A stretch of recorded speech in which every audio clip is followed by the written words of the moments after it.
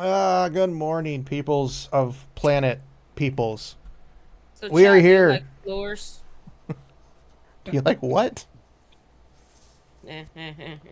I don't even know anymore, Meme. You want We are back candy? with D&D finally. We are together with session 1 of our new campaign. We have players. Introduce yourself. Players, not characters, just the players. We have Okay, so I'll Crimson. introduce myself as a player. You have to introduce yourself as Crimson for right now. Hello, I am Crimson. I am almost dead inside. Good one. Hi, I'm. Hi, I'm Fox. I like to eat Legos. Even better.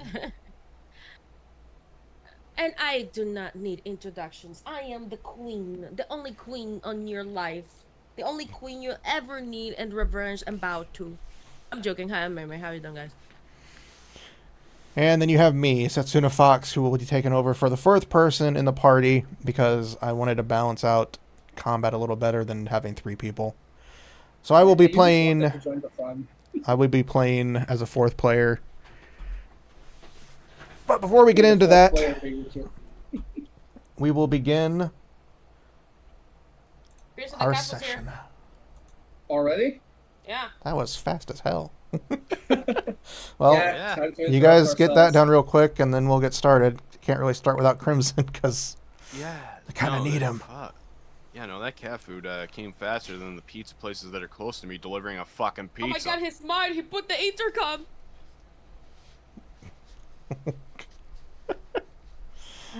Well, yes, we're back with D&D. It has been quite a while due to many unfortunate circumstances. Mainly my PC failed, and then 2 of the players requested to leave. And then players had life duties they had to take care of. And I just sat here sad because I was ready. But we're back now. I got you, girl. I got you, girl. We're back, and we're going to get started with this once we have our player back at the table. Because amazingly enough, the person I need is the one that had to leave.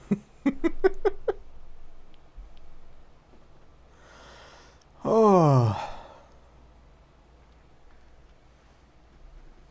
I am excited! And I hope the players are too. Because I have written very few pages for this session. Only because this is a completely home-brewed original campaign. So we're not using a module. We are using homebrew, as in no module. No book. I sing from my head. I sing I made this campaign. I said I write this campaign. As in she thinks As in, she I'm wrote this God. campaign. Isn't that what you're saying?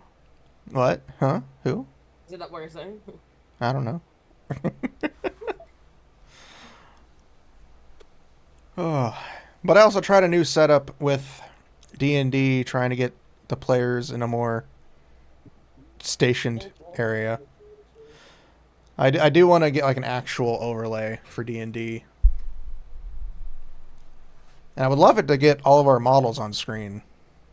That would be a dream. I do have the VTuber collab thing, and I bought it for Kristen recently, and he has a placeholder model he can use. We'll do that some other time. We'll just take it easy for now. Oh, whoa, hello! Hello? I'm trying to pour cat food, and the cats just jump into my hand. Cat's Hello, like, my hello. food, my hands. Oh man, the other hand's gonna get messed up now. That doesn't sound wrong out of context. Still I will preparing not. it, 'cause I I ordered will. the 8 one. So we I have, will. more than usual. Yes.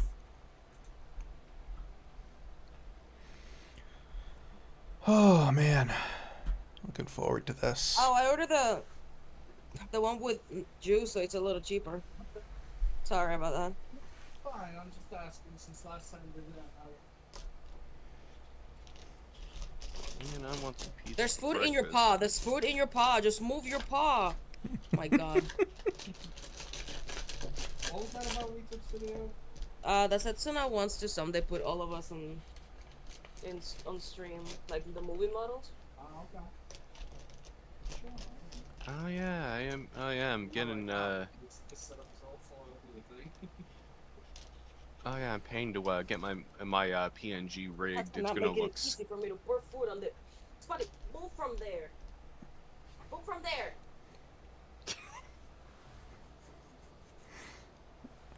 It's a great start. Cats. It's a great start. Nah, I've already counted for short sessions. I am a master planner. There. Finally. Finally, the rock has come back.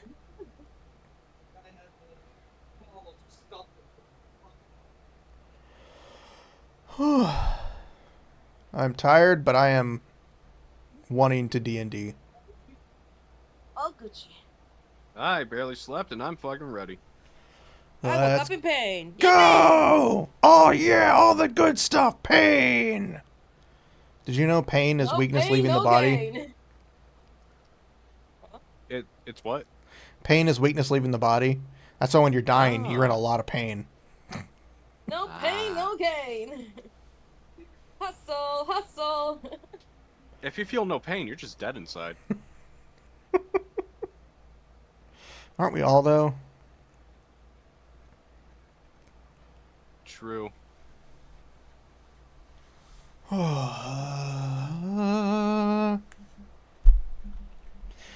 So for context, for those who don't know, where's my mouse? That's not what I was asking.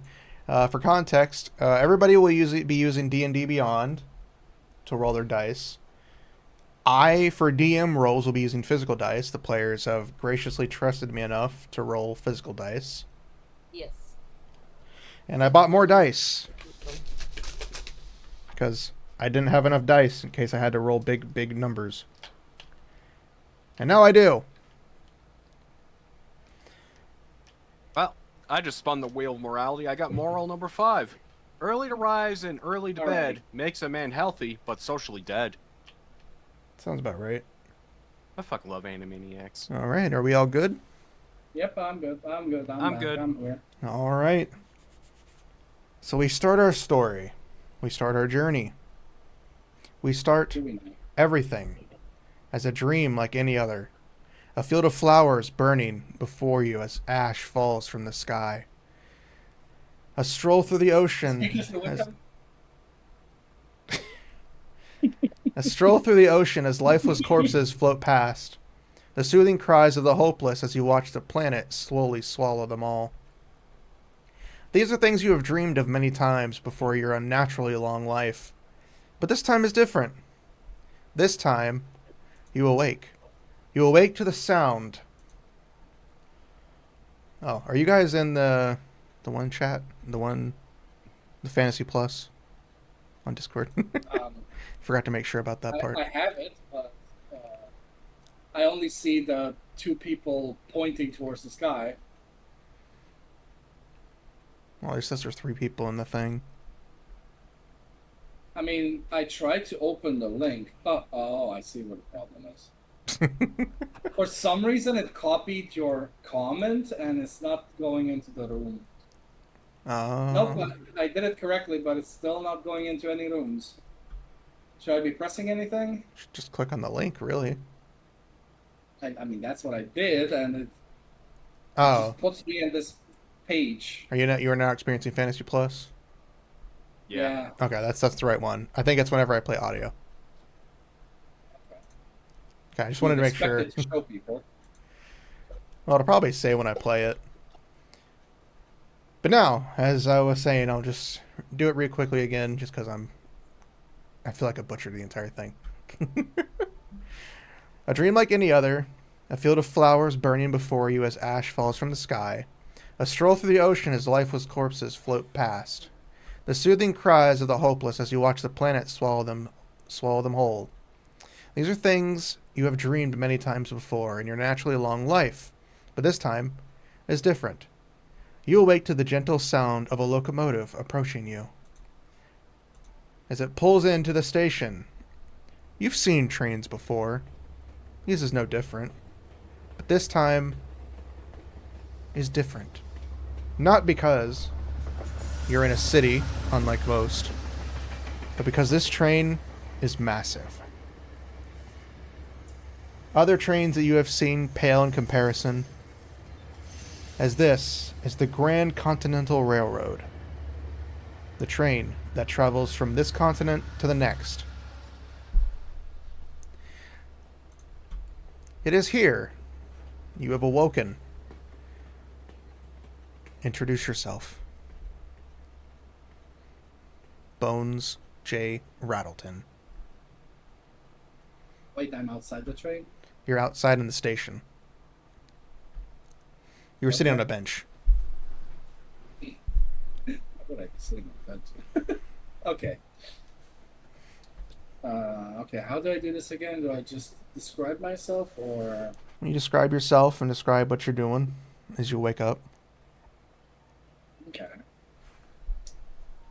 So, wow. So it's always difficult when we start like this. Okay. So, Bones J. Rattleton, thank you very much for the name, Fox. That was an amazing name. You're welcome. He sits there silently, his bones quietly rattling as he sits on the bench. He is a living skeleton, born from the years of not living, but wandering around the world, finding his purpose. His skeleton has yellowed from age, but he still keeps his majestic outfit clean. He wears a specific set of clothing, all blue with golden rim and embroidery. He has a pair of leather gloves and leather boots, a majestic large poncho around his chest, and a large chapeau on his head with a golden feather popping out of it. On his side, he has his trusty sword, worn down with age, and he is just quietly watching the train pass by, right? It's arriving. Arriving or passing? It has just arrived. It has arrived and it is currently idling at the station. As you witness passengers come off, you see employees run into the train pulling luggage out. And you are sitting here watching it as you have been called here, summoned here. You can't say for certain. You just remember in many of the dreams that you've had, you've heard names, you've seen faces, long past, current, and those you do not know. But all of them seem to push you towards the east. Oh, it's east. Ready to the east.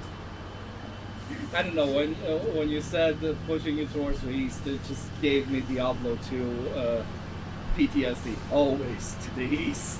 Fuck yeah, Diablo 2. What do you do as this train has approached? As this train is docked? What do you do? You have your ticket with you. A ticket that looks normal, but is slightly heftier than most tickets you've seen. Just a big brick. with No, it's just carvings on very it. thick paper. It's a very thick paper compared to most flimsy tickets. It states that you are in car 17, room number 19. Yeah, that's a big train. And it has Bones J. Rattleton scribed on the ticket. I just imagine Bones question mark in parentheses J. Rattleton, like rising Bones. So what do? As you stare at your ticket as you wait for this train.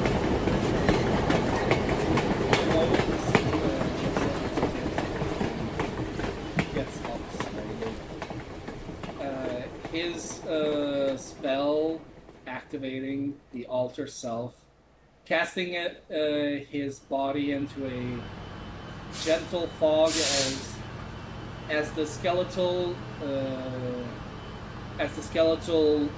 body changes into a more human-like body. He knows that humans don't accept him because he looks like a generic undead creature. But he knows that if he wants to use this train, he will need to blend in. So he puts on a very generic human appearance as he walks up into the car. No, sir. I'm sorry. This is not for your car, sir. This is for VIPs. May I see your ticket, please? As you say and walk up, you see a man clad in very fine employee outfit. It's a very fine suit, pressed, dressed, and it says, Conductor, Isaac. I just made that part up. Do you show him your ticket? What do you do? Smiles at him and closes the Yes. Oh, I'm a 17. That is further down to the back, my good fellow. Your room will be on the second floor of the train car. Just so you know. And he hands it back to you. Bones raises his hand to his chest and bows gently. Appreciate it, good friend. And the conductor nods Here, back as he moves on away. I was going to say that he gives the conductor an apple. The conductor goes, oh, so you're an asshole. No, he doesn't say that. So as you are looking at this train, realizing that you are in train car 17, you stand next to this train, and this door that you're about to enter in is maybe a couple of feet bigger than you are. You're like what, about 6 foot, I think. I have no fucking clue anymore. Let me pull that up. It's about 10 feet tall. It's a very large door. The train car itself is huge. Let me calculate how much. And for context, you have 6 feet 8 inches. goddamn tall. 6 feet 10 inches. Sorry. It's weird calculations. I'm not gonna question it. That's fine. So as you're looking at this train, you're looking at this door. Even the conductor, you dwarf the conductor. He's only about 5'11". So you definitely dwarf the conductor. But even as you see it, this train is huge. In comparison, it is a train that you can tell from this point that is meant to ferry people for long periods of time. And on your ticket, it actually states how long your travel is expected to take, which is about 2 months. So you'll be on the train for about 2 months.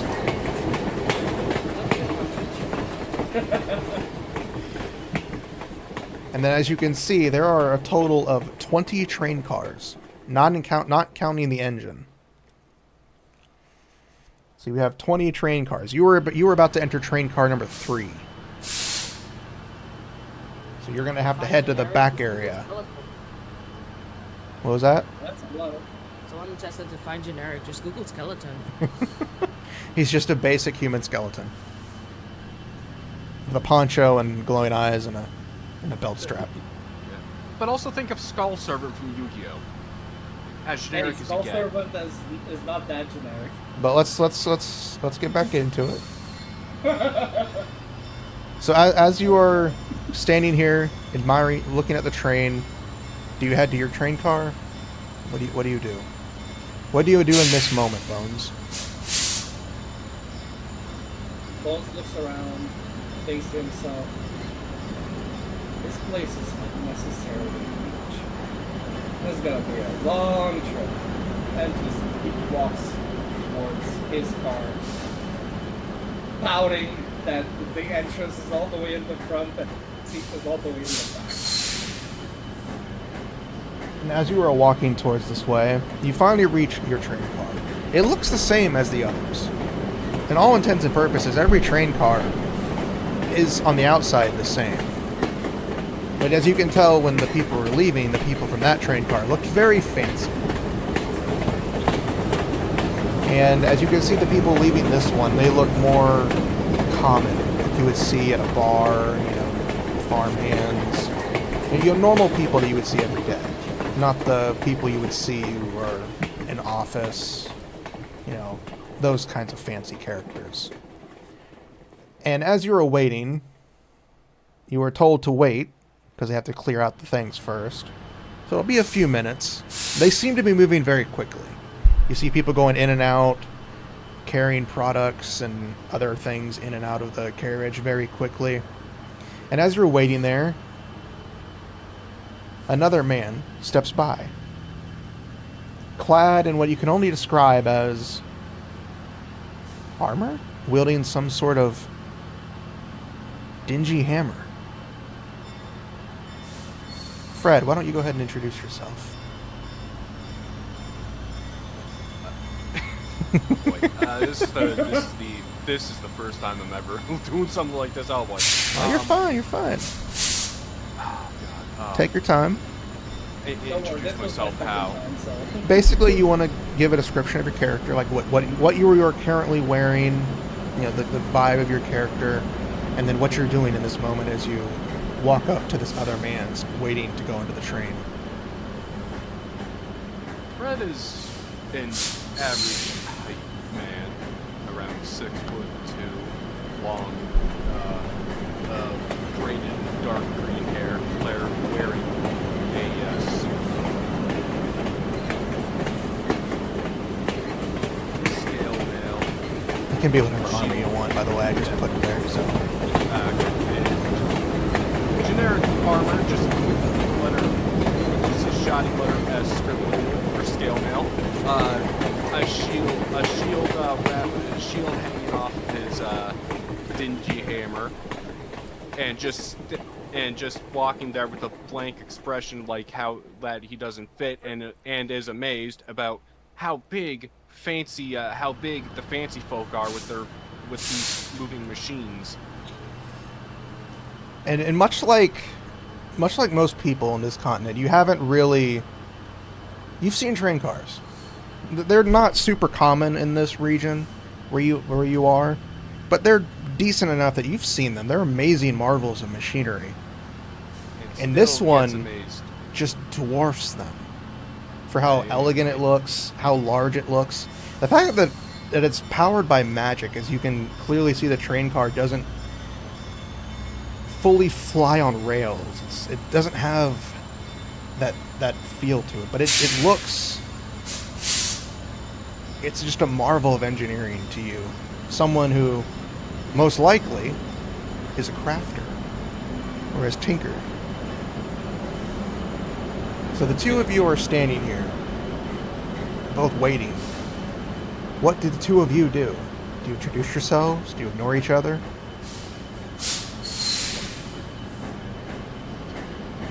I look over and I just see the giant. Fred looks over and just sees the giant hulking man towering over him by a few inches, and extends his hand out for a handshake, saying, "Hello, my name's Fred."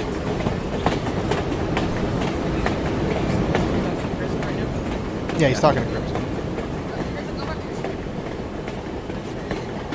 I thought Crimson was still there. My bad. You should have told me. I would have extended it. They tried to talk to you. I'm just picturing Fred now, just his hand extended to look like a complete jackass. Fred's just holding his hand out and going, "How you doing today?" As the one guy's just standing there straight faced.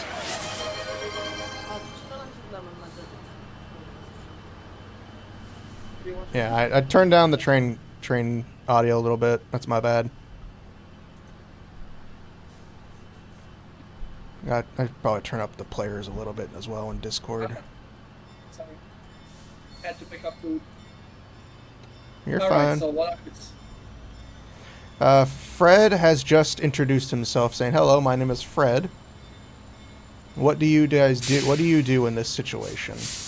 Oh, he Bones. tried to stick your hand, by the way. Oh, he is? Yes. Okay, Bone smiles and returns a handshake. Nice to meet you. I am Bones J. Rabbit. Nice to meet you too, Bones. How did you introduce yourself, by the way? What's your name again? My name is Fred. I come from a small village. I used to run a little craft shop to that fix things or just to tinker. I decided to start adventuring because I was getting tired of that life and I wanted to adventure before I grow old. Wow, I wanted to say something, but the fucking the word is escaping me. That is a commendable life choice. I remember working it myself back in the day, but adventure called to me more. So now I'm here. Maybe fate brought us here. Fate is a cruel mistress, but also works in mysterious ways. I just hope my shop doesn't burn down. Yeah, that happens fairly often in the West. My great-granduncle's shop burned down. It was a beautiful blue fire. We still don't know. As who caused Bones it. begins to speak, you hear a commotion come from behind. You hear somebody screaming in the distance. Look out! I need you both to make dexterity saving throws. So you will go to your character sheet. And then Okay, you but will... your voice cut off on my end. What happened? You hear somebody scream in the distance, "Look out!" As you both turn, and there is a giant luggage cart coming barreling straight at you. So you will need to make dexterity saving throws. Okay. Okay, how do I... Saving throws should be like the top left thing. It'll say saving throws on the bottom. Yeah, and you click on the plus. Yeah, you just click on the plus and it'll roll for you. Nope, I better join the session. Or start the session, that's my fault. So whenever you guys can, join. We need to look. Huh? I was about to ask, there's no session we need to look here? Because it's just that you haven't started it. I just know, sorry, I forgot to start it. Okay, That's my okay, fault. I see it. I just see Bones, you got a 16. Mm-hmm. I'm loading up D&D Beyond. You're fine. So Bones, you will pass.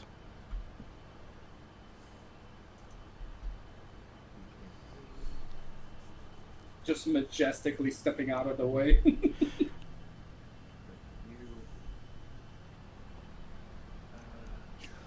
But you will take 2 points of damage. You take, as a cart slightly clips you. Runs over my toes.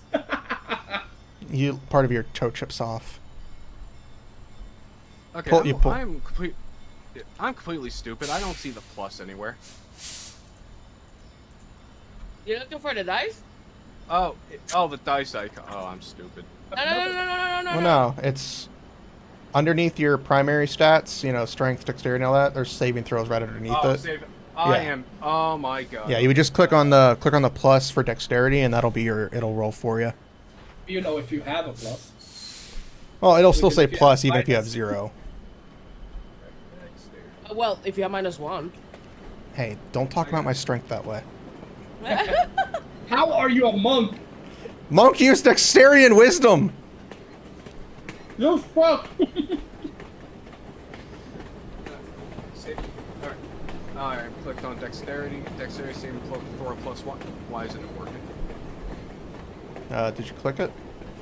Don't click on Dex. Click on the number. You launched the game? Yeah, I clicked on the plus one. Oh, Did it- okay. 14. All right, But you got with a my plus 15. one, it's a 15. You both pass, so you'll both take 2 points of damage as you kind of get clipped by the cart as it flies through and goes right through the door as the people who are in there are panicking as the luggage cart comes through. And you see this female kitsune I know. as she's screaming at you, "I'm sorry!" As she stops as a couple of not packages, bags have fallen off, and she starts grabbing them. Roxy. Is it Roxy? Yeah. Roxy, please introduce yourself. Okay, so apparently I'm fucking gremlin. I have long white hair with icy purple eyes. Icy purple eyes. I'm not that big. I'm just 5 foot. I do have 3 beautiful fluffy tails. And just by being in my close vicinity, they can feel that the temperature has dropped. You both do feel slightly colder. You get like a slight chill.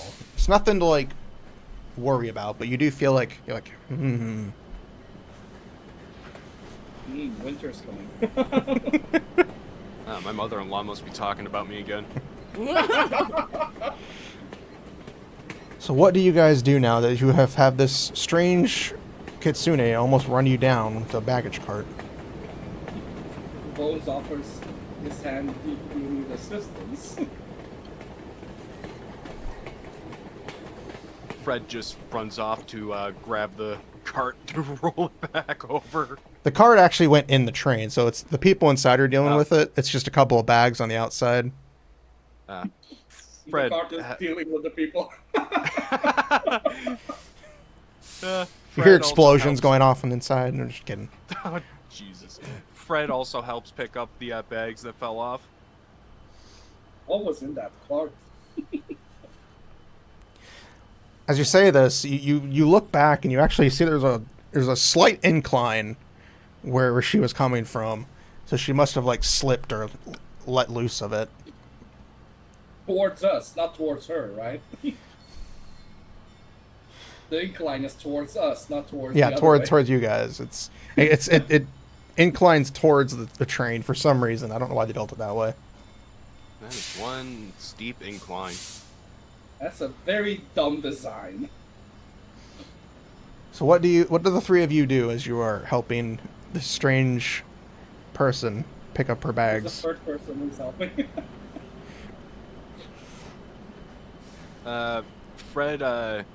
Fred cracks a small joke saying, you really put the pedal to the metal there. I'm sorry, is that supposed to be a human joke? Yes. I'm sorry, that won't We need to fly study me as human well. language. Don't worry, at least none of us got hurt.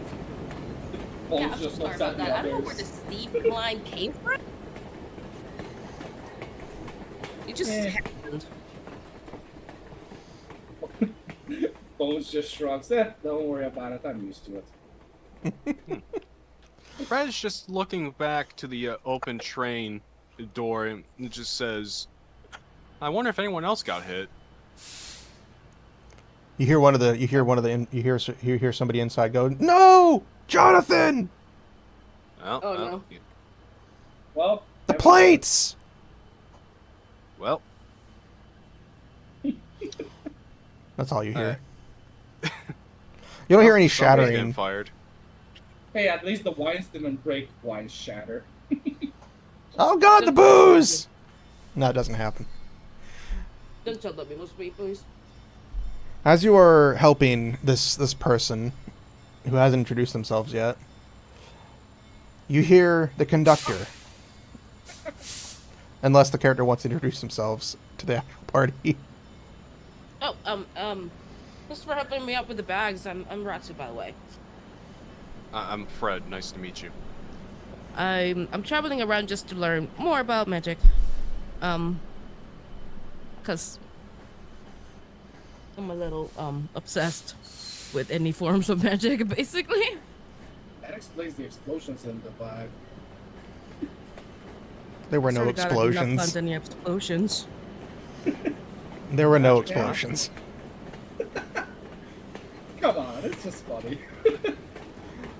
So as Roxy has introduced herself, you hear the conductor screaming, "All aboard! I repeat, all aboard! Train car 17 boarding, please present your tickets." And as people are, coming in, walking in, they hand their ticket. He, punches it, hands it back to him, does all that. And it finally comes to... I know what you meant. I know what you meant, but my head went that they punched the ticket. They punched it, they fisted the ticket hard, threw it up in the air and punched it a few times. So as it is now your turns to board, how do you board? Who boards first? What's going on? Aren't we already on the train? You're outside the train. You are currently waiting to board the train. You've been waiting to board the train. I thought we were walking through the train. You're walking towards the train, towards the car. You've been outside as they've been getting people in and out. The luggage car through the open door. Oh. Alright, so I step forward and I show the conductor my ticket. Good day, madam. Good day, good day. Oh, number 17. Room number 19. Ooh, it's a fancy room. Punches it a few times and hands it back to you. He says, room number 19, second to last door on the top left. Second floor. Thank you, good sir. I walk into the train and head where the conductor kindly instructed me. And you can see there are people, as you enter, you can see there are people going, this one, you can see there's room numbers on the doors, but you see some of the staff are in rooms this way, that way, to help out the people. So what does Fred and Bones do? Fred steps forward, presenting his ticket. Oh, thank you, kind sir. Thank you. Ooh, you're in the same room as the last lass. As he staples it a few, punches it a few times, hands it back to you. Room number 19 on the second floor, second to the left. Just second floor, second to the left. Got it. Anybody else for the train? Bones joins after them. Here you go, good sir. You are a tall fellow. I met you before, didn't I? Yes, I did. Oh, yep, same ticket. I never punched it. I wonder why. He punches it a few times. Room number 19 on the second floor, second door on the left. Much appreciated, kind sir. He goes towards the others. And as you all walk into the train, you can see it feels much larger on the inside.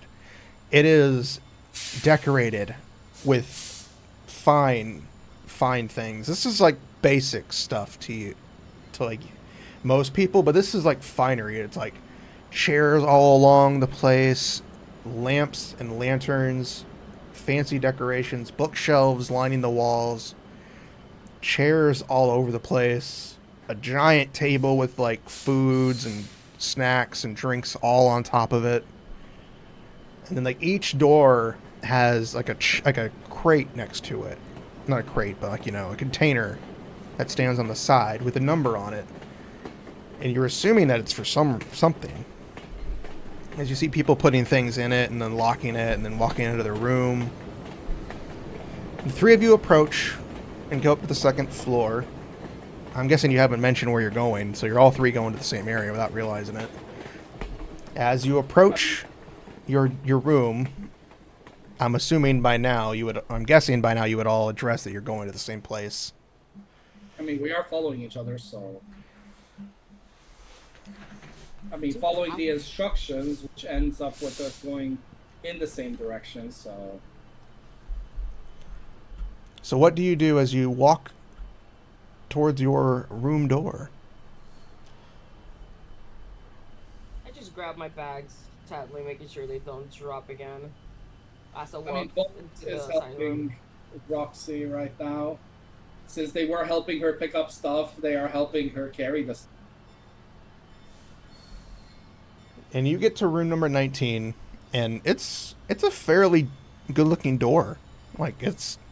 You would think it'd be, like, shoddy for the commoners, as you hear most people say, but this door is fancy, it's sturdy. It's a wooden door, but goddamn, it's a good wooden door. What a hoot. And you each have been given a key to the room. So whoever would like to unlock the door is free to do so. No, are we all in the same room? That's what a coincidence.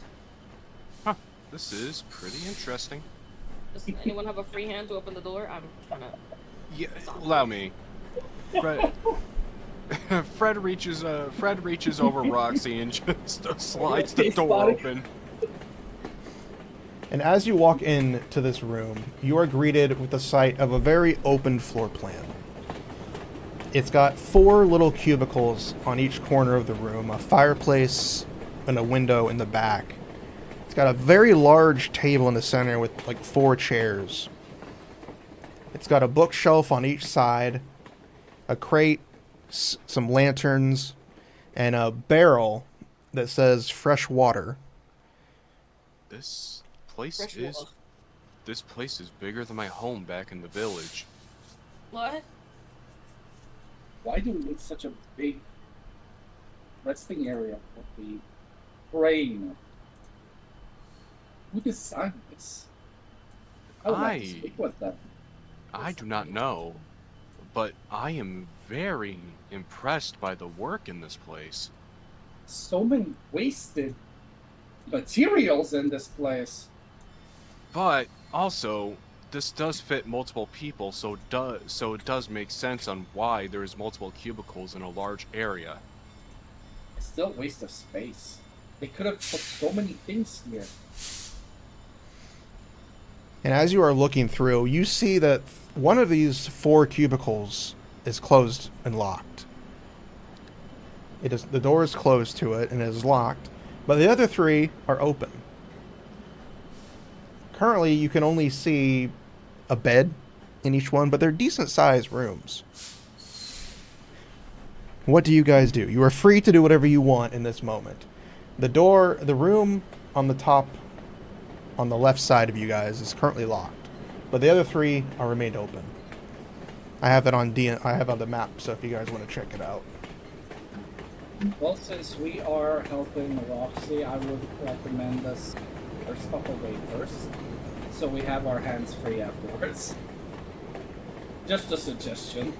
Just pick one of the cubicles and put my stuff down. Do we have specified cubicles, or we just put whichever? There doesn't seem to be anything specifying which one. It just seems to be whoever wants one. They all, currently from what you can see from the few of them, is they all seem to be the same.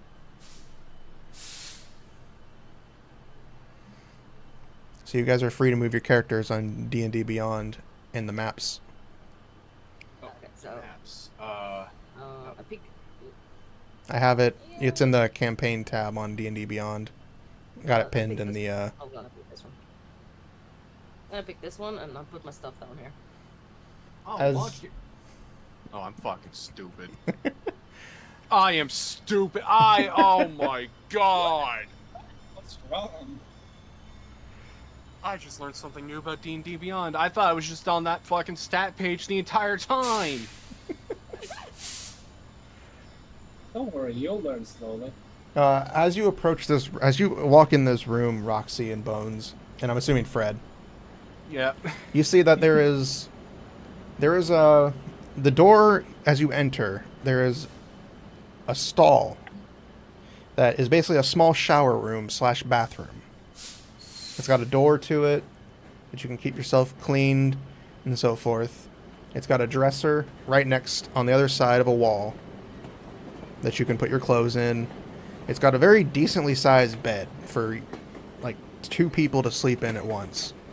And it's got a little nightstand next to it. And that is how this room is. It's small enough for you to easily walk in and out without any trouble, even if you carry a large, like as you just done dropping off some luggage. So it is a very spacious room. I am surprised it dare you. has a shower. A shower. That is odd. We don't have those in my village. We just go wash down in the lake. How small is your village? Around the population is around 100, 110 people. Depends on who Agree. comes and goes. I would say small enough then.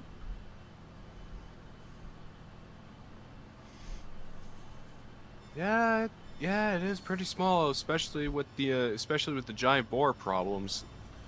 A lot of people go missing. The giant. What now? What? Yeah, you How know, did giant. they survive? A lot of us learned how to fight to fend them off. I just used one of my father's old hammers for working in the shop, and I just started smacking one day, and I just decided, yeah, no, I want to become a paladin. Impressive. And you can clearly see he's adventured for a little while now, and while he doesn't truly look it, you can tell he's learned a few things in his travels, just from his appearance alone. You hear the narrator? You look stupid even though you're wise. That's not what I said, and you know it. So yeah, you guys are currently free to do what you want. But as you are dropping off the luggage, you can hear over an intercom-like speaker in the room. Attention passengers, we will be departing in just a few minutes. Once we depart, please ensure all of your luggage is securely stored. Once securely stored, please ensure that the ever-flame lamp located in the middle of the room, hanging from the ceiling, is lit. I repeat, make sure the ever-flame lamp and luggage is secured before we depart. That will be all, as the intercom cuts off. And you can see hanging from the center of the room, dangling a decent ways for easy reach, is a lantern. Not like most lanterns. It is, well, a lantern, but it is sealed around on all four sides with glass.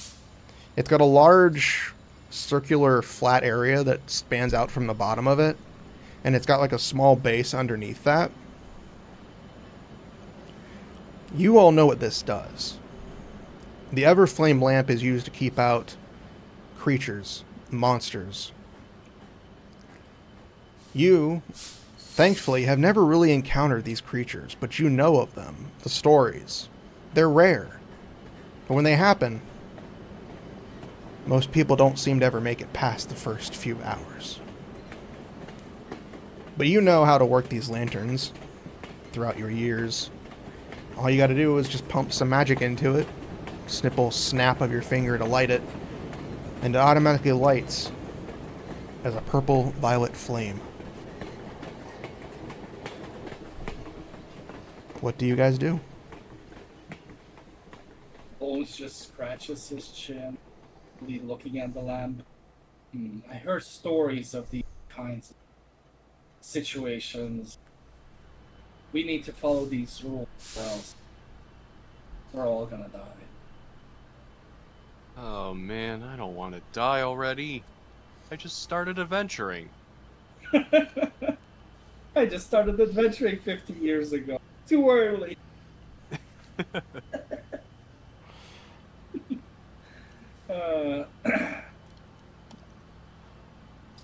So you have the room all to yourself. What are you guys gonna do? You just gonna stay in Maymay's bunk? And Roxy's bunk? I'm just gonna stare at Roxy's bum. That's what it sounded like. Bunghole. Do you light the Everflame lantern? Do you I get mean, settled it's in? already lit up. It is not currently lit up. Oh, the way you described it sounded like it's actually. No, there's just like a lantern hanging from the center of the table. Oh, okay. It's hanging from like a chain from the ceiling. Wow, what a great train. They expect us to keep it lit and light it up. Wow. Talk about such great customers. You just do not waste oil? What oil? It runs on magic. Oh boy, magic. I'm afraid to. I'm sorry to tell you guys this. I am casting magic for me is a 50-50. Does it explode in your face? No. So no. When I fail to cast a spell, it just goes. This will No, be sir. super weird to hear from a kitsune, but I do not have fire magic. So I can't help with this. You living beings are so. He just taps the glass with his fingers. And as you tap the glass, Magic. as you tap the glass, the Everflame lantern lights up very quickly. It doesn't crackle to life like you would see most flames.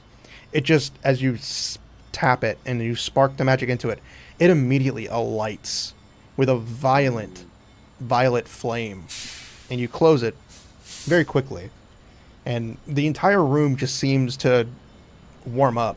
Even in Roxy's chilled It's presence. hard when they make pictures there.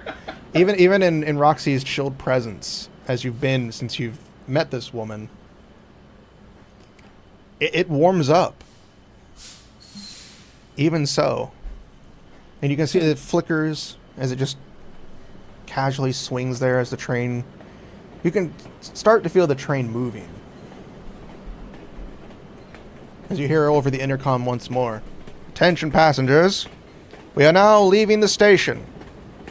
Our next destination will be... Actually, hold on, I gotta bring that up real quick. Down. Our next destination will be Kabulist. We will be heading there. It will take us about 1 month to reach. I repeat, we are leaving the station, and we will be heading towards Kabulist, the city on the water. For many of those who don't know, this has been your one fact from your conductor. Enjoy your ride. As he cuts the intercom off. And you can hear the train start to move forward as it starts to slowly pull forward like you would expect a train to do. Oh, this is gonna be an interesting ride. Bones just leans back in his chair, I guess. Whatever we're sitting in right now. They're very large, like luxury chairs. Okay. And also- this chair. Oh, it's comfortable. As Roxy and Fred have sat here listening to you, they've heard you say, "You flesh people." They've heard you say these things. No, I said living beings. Living beings. Sorry, I couldn't remember. So as you've heard him say this, do you guys feel anything different about him? Fred just looks up from rummaging through his bag to pull out a little thing to tinker on. What do you mean, flush people? What do you mean, living beings? I mean, living beings, yeah. Bones just looks at them. What do you mean? What do you mean? Living beings. You live and you breathe. Then what's not? What can't you understand in that? Sounds like you don't do it. I would like are you both. I would like Roxy and Fred to roll an insight check to see if you know what he is saying. To see if you can deduce what he's saying. If you'd like. If you don't want to, you don't have to. Insight. There we go. Ah, shit, I'm stupid. 5. Fuck! Let me see. Not that you wanted to shit. I blame you, May. You know what? We're gonna have a contest. So Crimson, go ahead and roll your insight as well. Oh, that was so funny. Okay, where's That that way- inside? Yeah. Oh, found it. Yeah. If your insight's higher than theirs, then okay. So Fred, you don't really think anything different. You think he's just trying to be funny. Maybe it's the way he speaks. I'm gonna say Roxy, you kind of you kind of suspect something. It's a little weird that he keeps referring to you, both of you, and anybody he really sees as living people or flesh people, or however he said it. So you're a little suspicious, but you don't see through the veil that he is currently, what he's currently doing. Really? And let me check if they need anything specific to see through the transformations. He is still technically transformed herself. I think it's true sight. You see, you can't appear as a creature of different size. Basic shape stays. You're bipedal and you can't use the spell to become quadruped. So essentially, you have to change it to something. For the duration, you can take a magic action. Oh, it lasts 1 hour. Oh, then it would have probably been over by now. Yeah? Really? Has it been an hour? Well, you got to remember, you woke up, you walked down, you had to wait for the train. The train's now leaving. I woke up when the train arrived. Yeah, and I it took about... transformed before going to the train. So did the whole interaction after leaving the station and talking to the others. I mean, either way, if you want to put it into it, it'd probably be over an hour in terms of like time. I guess if you want to say that the train is that big that it took over an hour to do everything, that it could make sense. I mean, you have a giant. Just, you have remember 20 giant rooms. It's going to be a long while. I mean, either way, they're going to find out sooner or later. So. I mean, of course. I'm just saying that everything we did, comparing it to how normal trains, when I went with trains, I wouldn't imagine it take that long. Even giant train. Stop trying to put reality into this. Present. Yeah. Let that hollow out of your body. So as you're talking to them, Bones, you feel the magic begin to fade, and your real form starts to appear as your skeleton, the altered flesh dissipates, and your bones are there for the world to see. How do Roxy and Fred react to this? Are you indifferent? Can I experiment on you? Fred just looks up and just fucking looks at Bones, and it just clicks in his head. You aren't the first bone person I met, but it's always nice to meet another one. I always like hearing about their past and what they've done. Bones just stares at them. Are you guys serious? Yes. That's it? Yes. He just leans on his hand, like, well, that's intriguing. This is the first time someone doesn't just up and run for. Nice to meet you. An opportunity to experiment and talk with that moving skeleton. Nice to No meet you, too. experimentation. Bone puns accepted. No experimentation. Oh, come on. You can see Roxy's eyes have stars in them as she's ruffling through her bag to pull out utensils, and she's throwing things left and right. It's okay. Listen, Bones. I've dealt with monsters. My mother-in-law is one of them. But you, I can just tell you're genuine. I could just tell you're okay.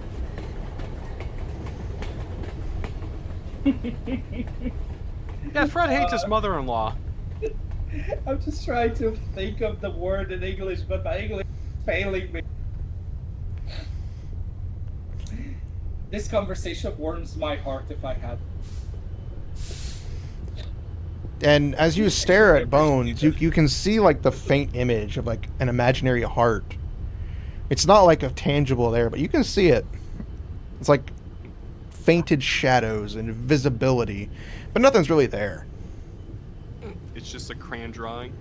It's kind of like a faded image that you can kind of see. Oh yeah, just like using the Game Boy printer back in the day. And as you stare at him more, you can see more of his figure. Like you can occasionally see like, his flesh covering his body, but it's all really intangible. You get a faint glimpse of what he may have looked like in the past. It's like a spectral form occasionally can be seen on him as he walks around. But for the most part, it's very intangible and very, like, not noticeable unless you're really paying attention.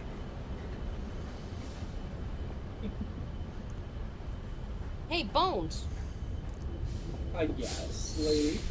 They used to be blonde when you have flesh and blood? I had many hair colors, but with time and stress, it all went away. Last I had silver hair. Unfortunately, I lost all of it because I'm kind of dead. Roxy casually taking notes. But hey, if you find a spell to give me back my luxurious looks. I have found spells for hair, but not to attach them to a skeleton. What kind of... You know what? I don't want to know. The last I want is for my bones to be than they already are. But I'll humor you. If you ever find any kind of spell like that, my permission, which I might not give depending on the situation, but I'll listen to you. The chances are not zero. I will take this. Why do I have a bad feeling about this?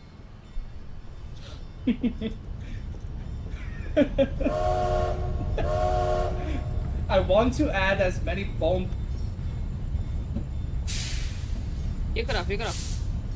I want to add as many related puns as I can, but it's hard to remember all of them. Just have a cheat sheet. I do. As you are having this conversation, you hear the train's whistle go off a couple of times. As you're having this conversation, this peaceful conversation, and it does seem odd. You've left the station. It's been a good 30, 45 minutes since you've left. And it's kind of odd for a train to be having its whistle go off as much. And that's when you all notice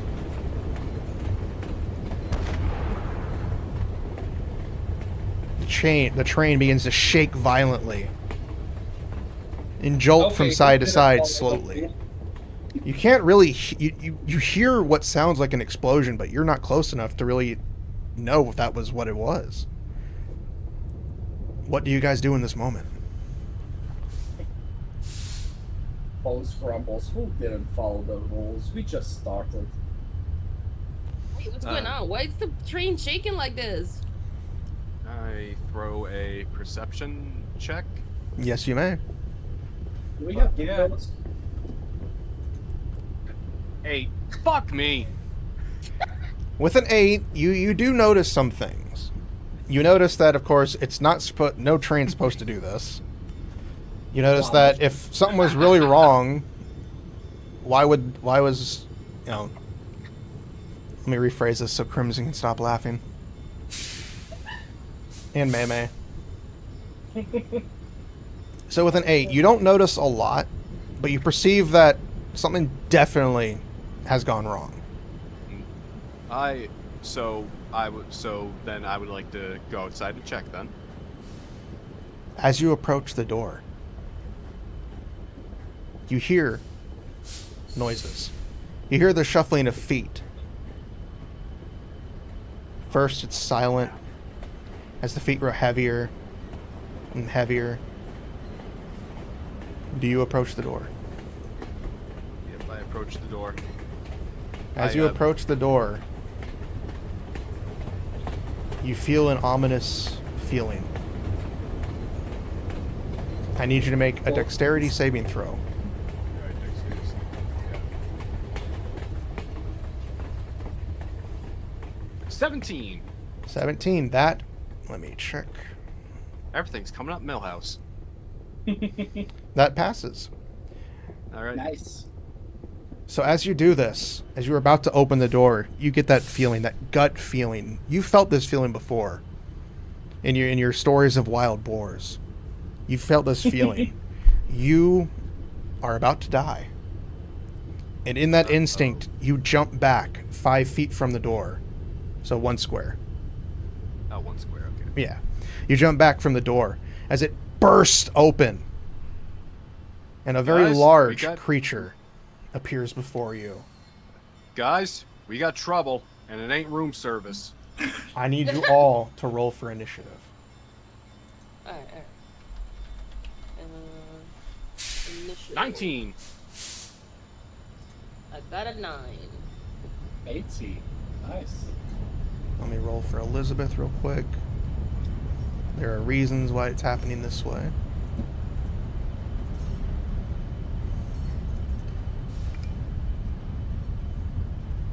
$15. Wow, with her +6. Damn. Wow. Ooh. Add encounter. Bones just gets up from his chair annoyed. Not too Well, so bad. much for the fireworking.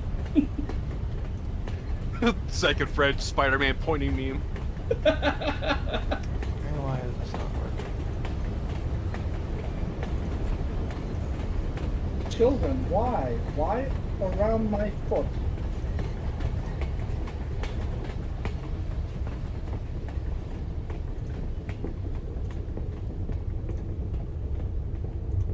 Oh, there we go.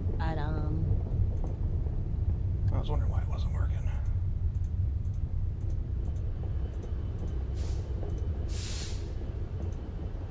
Stat block. Initiative. Can I roll it? Alright, I'm just going to roll for the monster real quick so I can tell it what it is, since it doesn't want to work for me. Grab my dice! Brendan, Yeah? come here Okay. for a moment. Oh shit. Sure. Got a big one.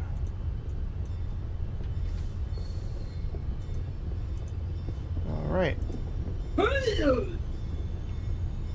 Alright, so combat will be Fred, the monster, Bones, and then Roxy. Elizabeth's actions will happen at specific points. You put juices in the fridge? Sure. You want that? No, okay. Yes, let me get some battle music started. I might take the lemon after we're home.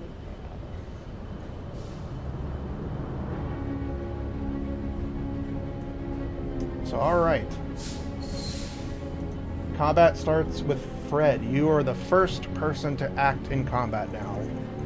As this I realize monster comes in. Let me I describe realize this I creature first. Okay. As this creature bursts through the door, it is large, walks on 2 legs. For easy example, it is a velociraptor, basically. A white-skinned velociraptor. Like 3 rows of teeth inside of its mouth, long snout. Its arms are bladed claws, like at least a couple of feet from its little stubby arms. This bladed claws jet from it, and 2 tendrils protrude from its neck like tentacles as they wave around.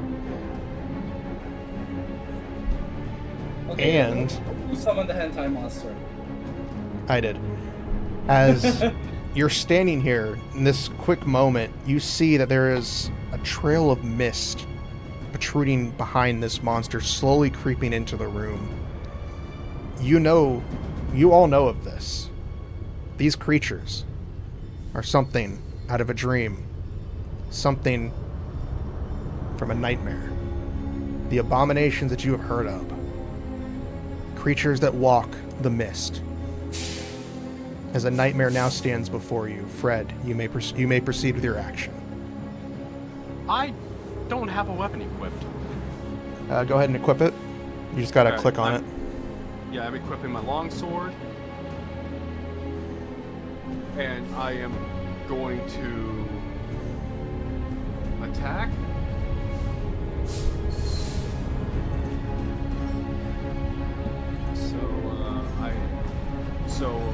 So 1d8 for slashing. You gotta roll to hit first.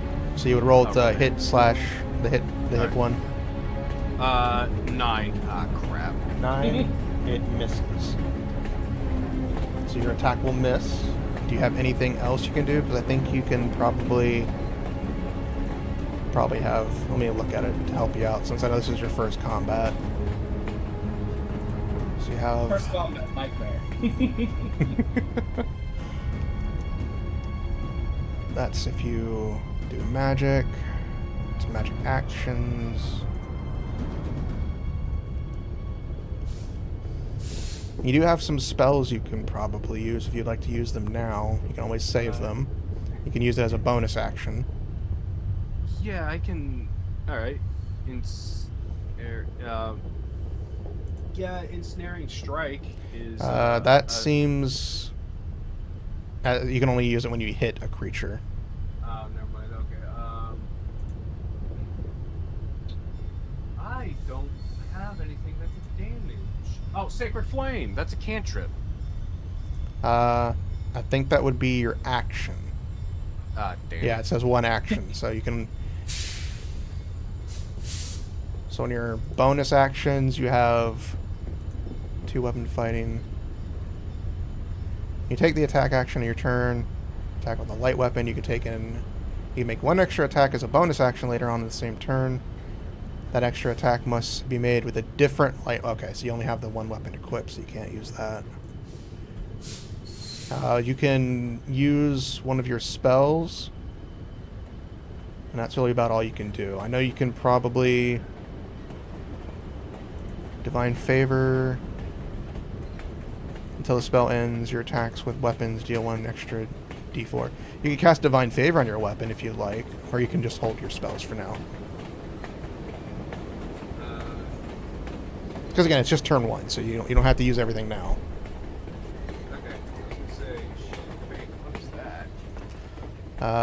Shield of Faith. A Shimmering Field surrounds a creature of your choice within range, granting it +2 bonus to AC for the duration. So you could choose a character up to 60 feet away, and they gain +2 AC for as long as you're concentrated, up to 10 minutes. I guess I'm just gonna end my turn.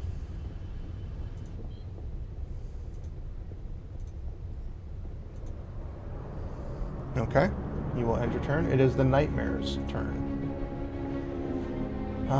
What does the Nightmare do? Oh shit, I forgot to do this part. Since I forgot to do it, I won't have it. Since I wrote that in, I completely forgot about it. It's supposed to make you all roll a Constitution check, but since that missed, I won't make you guys do it right now. So it is going to stare at you guys down as this hulking creature. It's taller than you, Fred.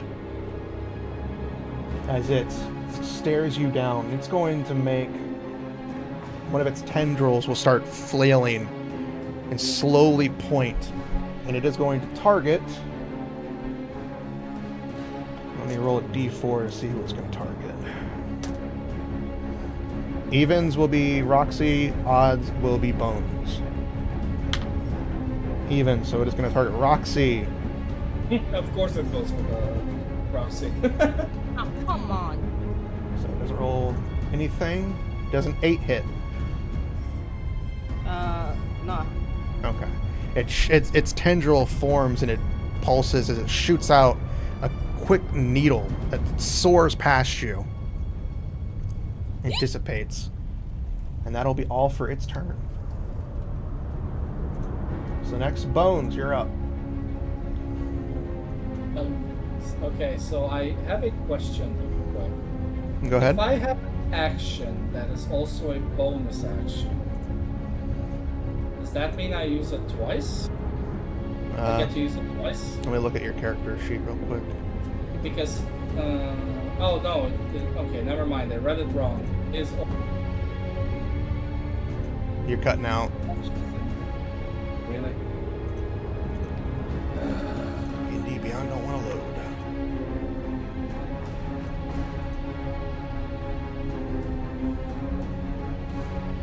Really, D&D Beyond? Now it doesn't want to load for me.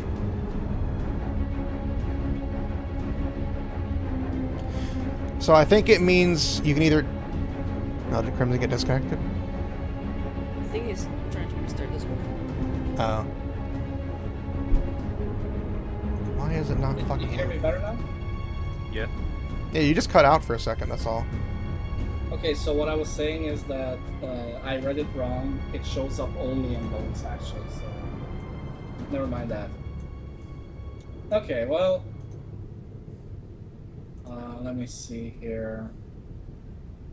What is the range on this thing? Okay. Wait, no, it is a spell. So finger guns is a spell, but it also acts as a bonus action. So does that mean I can use finger guns as a spell as an attack and then again as a bonus action? Finger Guns is a cantrip. It says casting time 1 bonus action. So I'm guessing you can only use it as bonus action, because that's all it says in casting time. Yeah, that's what I was thinking, but it does appear in spells, so it confused me for a moment. Well, it's a spell, it's a cantrip at will. Okay, so And yes. it says time 1 BA, which is 1 bonus action, so it's a bonus action. Okay, gotcha. What's the range on this? Okay. Alright then, let me see here. Bones gets out of his chair and what's my movement? 30. 30 feet. So Bones moves closer by 5, 10, 15, 20. I guess he can move up to Fred then. He moves up to the nightmare being. How is damage calculated for this 1d8? Okay. And pulling his sword out, he will cast Booming Blade. It says here, brandish the weapon you use in spell casting and make the melee attack with it against one creature within 5 feet. Wait, what? I never used Booming Blade before. You brandish the weapon using the spell's casting to make a melee attack with it against one creature within 5 feet of you. So let's see. On hit, the target suffers the weapon's attack normal effects and then becomes sheathed in booming energy until the start of your next turn. So I attack normally this turn, and next turn it takes 1d8 damage. Yeah. If they move. The thing is, it says it takes an action to do that. I'm guessing that's with your attack? I mean, it describes it as if the attack, the Booming Blade itself is like a normal attack, but the enemy will be affected by the side effect that The target willingly moves 5 feet or more before So yeah, then. if The target they- takes 1d8 thunder damage and the spell ends. But if they don't move, then there won't be any thunder damage. Okay. So yeah, you can. We'll just rule that as you casting that, and then you can attack. Because that's confusing. It's very confusing, but it's fine. The problem is the whole willingly part, so you can't push them away. I mean, you could push them out of the room. It's technically still there's a walkway. Yeah, but in order for Booming Blade to activate, they have to move willingly. Yeah, So that's if true. we push it, that's willingly. That's fine. I'll just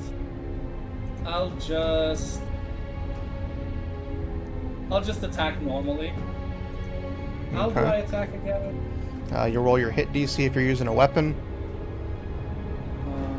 Where's? Oh yeah, I use the weapon. Okay, found it. Nat 20, does that hit? That definitely hits. Jesus. Go ahead and roll for your damage. First nat 20 of the game. Ooh, minimum Okay. damage.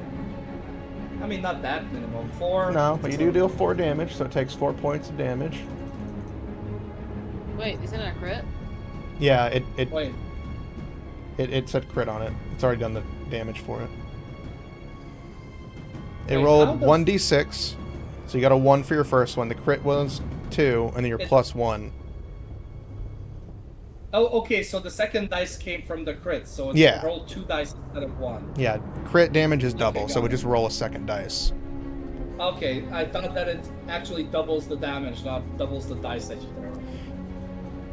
I think that's how Okay. they did it in like Baldur's Gate or something. I'm not sure, but yeah, that's basically how it goes. I'm glad that it does it automatically because I don't have to think about that bullshit. All right, so you do Okay, you do so- anything else for your turn? Yes, I'll use the bonus action to fire finger guns. All right. Just point the fingers at the guy like, let's see, can I hit? Can I hit? Does 20 hit? 20 hits. So that's a 5 shot. Oh,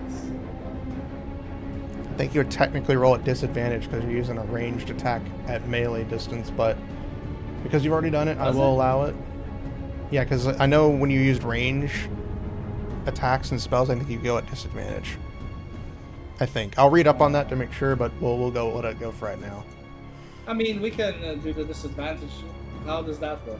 You would have to roll again, and you would take the lower roll, but we'll keep it as is because I've already taken the health. So you've dealt I mean, 5 I'll more still points of roll, damage. Jesus Christ! Yeah, five damage. Well, no, you would roll the 20 again. You would roll your d20 to see if you hit.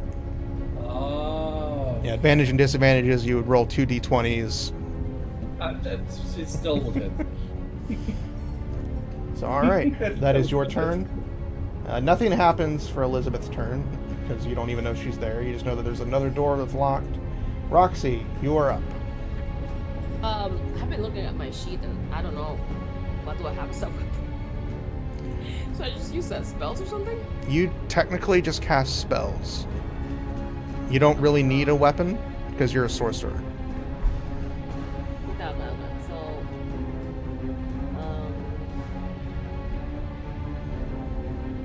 I guess I'm gonna use Frostbite. Is that an attack spell? If you Frostbite, click it should show, One action, you cause numbing frost to form on the creature. That creature you can see within range. The target must make a Constitution saving throw. So I think I'd have to succeed on a 13. That's your con mod. Constitution saving throws. It rolls a 22. So it misses. Yeah, it doesn't. On a failed save, the target takes 1d6 cold damage and has a disadvantage. Okay, so yeah, it doesn't do anything. You missed. But you still have a bonus Roll action. anything. Well, you have to basically the creature makes a Constitution saving throw, and then if it fails, then you do damage. If it succeeds, then nothing happens. Some frost builds up on the creature, but it just shakes it off. Do you have bonus action? I don't know. You have Dragon's Breath as a bonus action. Font of Magic. You can transform 2 unexpended sorcery points into a level 1 spell slot, which vanishes when you finish a long rest. Twice per long, you can take a bonus action to release simmering magic within you for 1 minute. I could try Dragon's Breath. I mean, you have 2 people in front of you, though. I don't know these people, but fine, I will use it. It also is only 15 feet. I mean, she could move. Oh, actually, Dragon's Breath is you touch one willing creature and choose acid, cold, fire, lightning, or poison until the spell ends. The target can take a magic action to exhale a 15-foot cone. So you could basically run up to one of them, touch them, and give them Dragon's Breath. So she's Oh, so not it's the a one pup. using it. No, she would touch somebody else to give them that ability to do so. Can she touch herself? You touch one willing creature, and technically she could.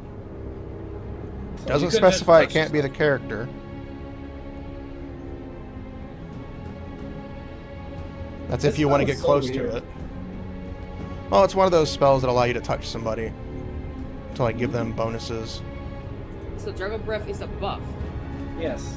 And you can cast it on yourself if you want.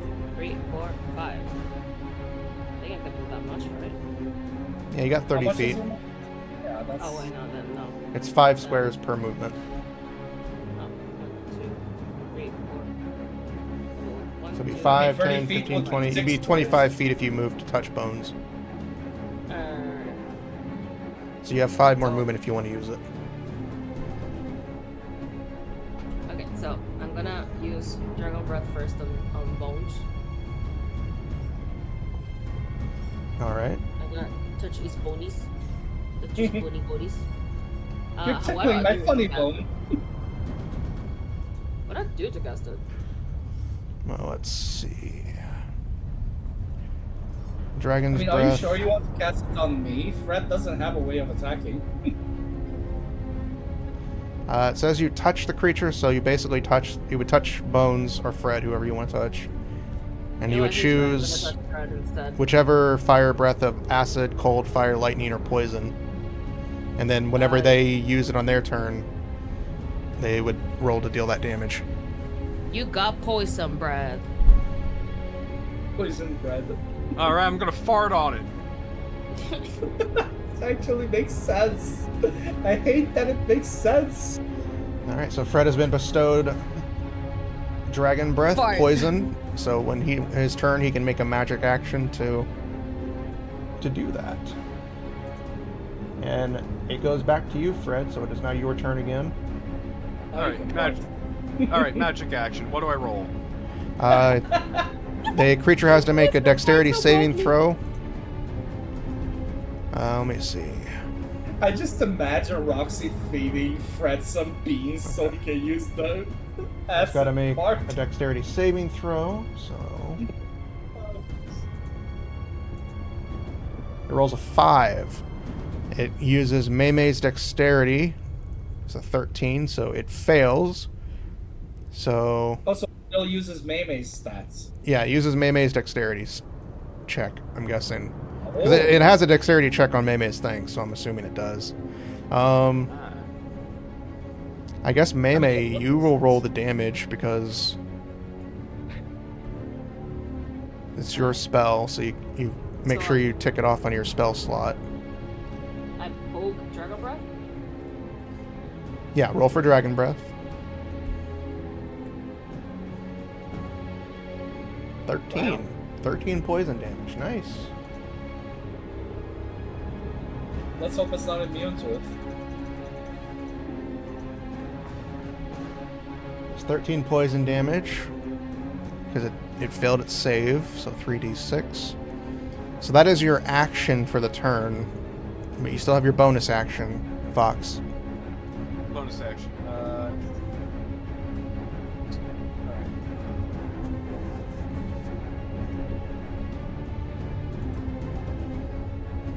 Since I didn't use melee, I can't use ensnaring strike. The magic action still counts as your basic action for the turn, so you'd only have your bonus action. Yeah, it is under my spells for bonus action. Okay. What does ensnaring strike do again?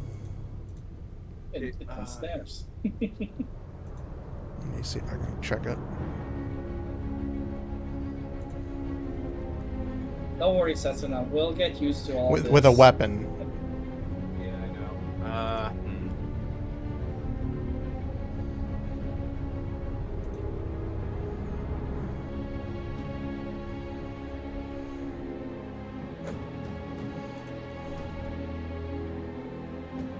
I just pet Sinbad and he jumped from a heart attack. Poor child.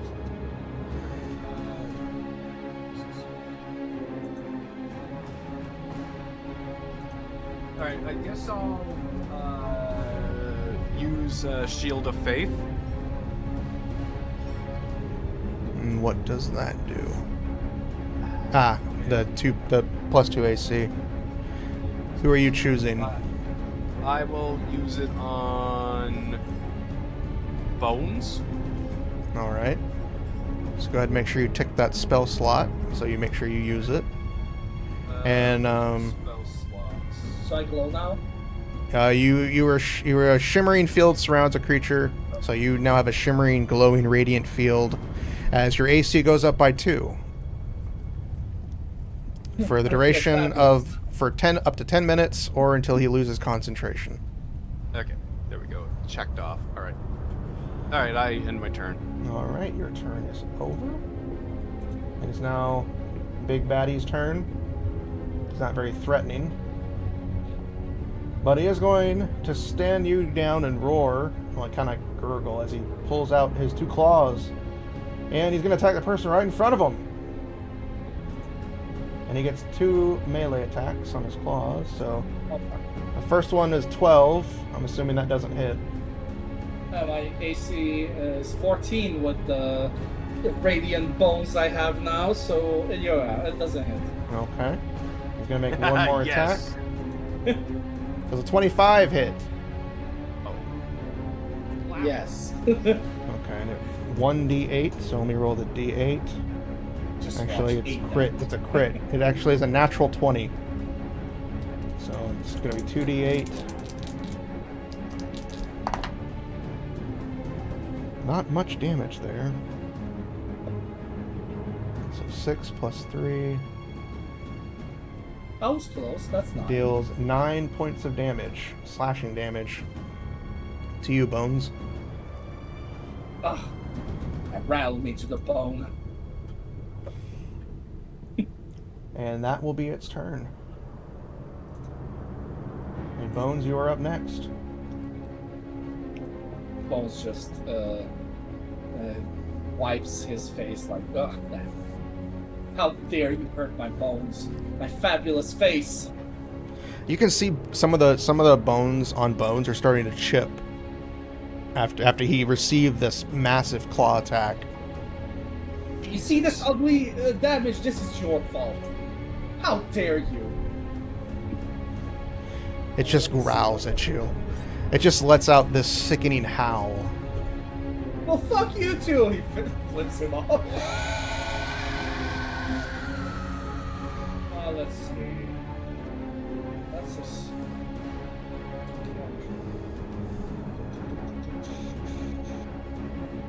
That's an action, right? Yes, it's an action. Okay. So Bones jumps back. Okay, 10 you are feet. you're moving backwards, right? Yes. That gives it an opportunity attack. It does? If you Okay. move away, the creature gets an opportunity attack. Alright. So How does it's- that work again? I think it's just a basic attack action. So I'm assuming I would just roll a claw attack. Oh. Okay. Can I take an attack for someone? Unless you have a reaction that states you can.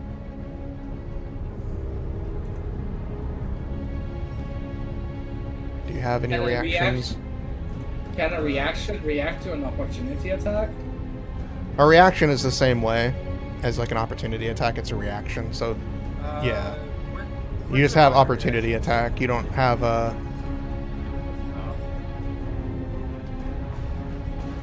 So yeah, you wouldn't be able to do anything. Alright, never mind. Yeah, that's why I'm asking, because in the reaction tab it says reactions, opportunity attack, or the spell shield. That's why I was asking. So does that mean that I can react to the enemy's opportunity attack with my shield? I think so. You can use your reaction. Yeah, that's what I'm asking, since technically I'm reacting to their reaction with something that could work. So yeah, if you want to use your reaction to their reaction.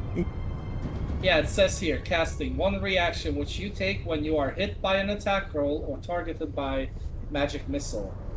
Okay. Are you using shield?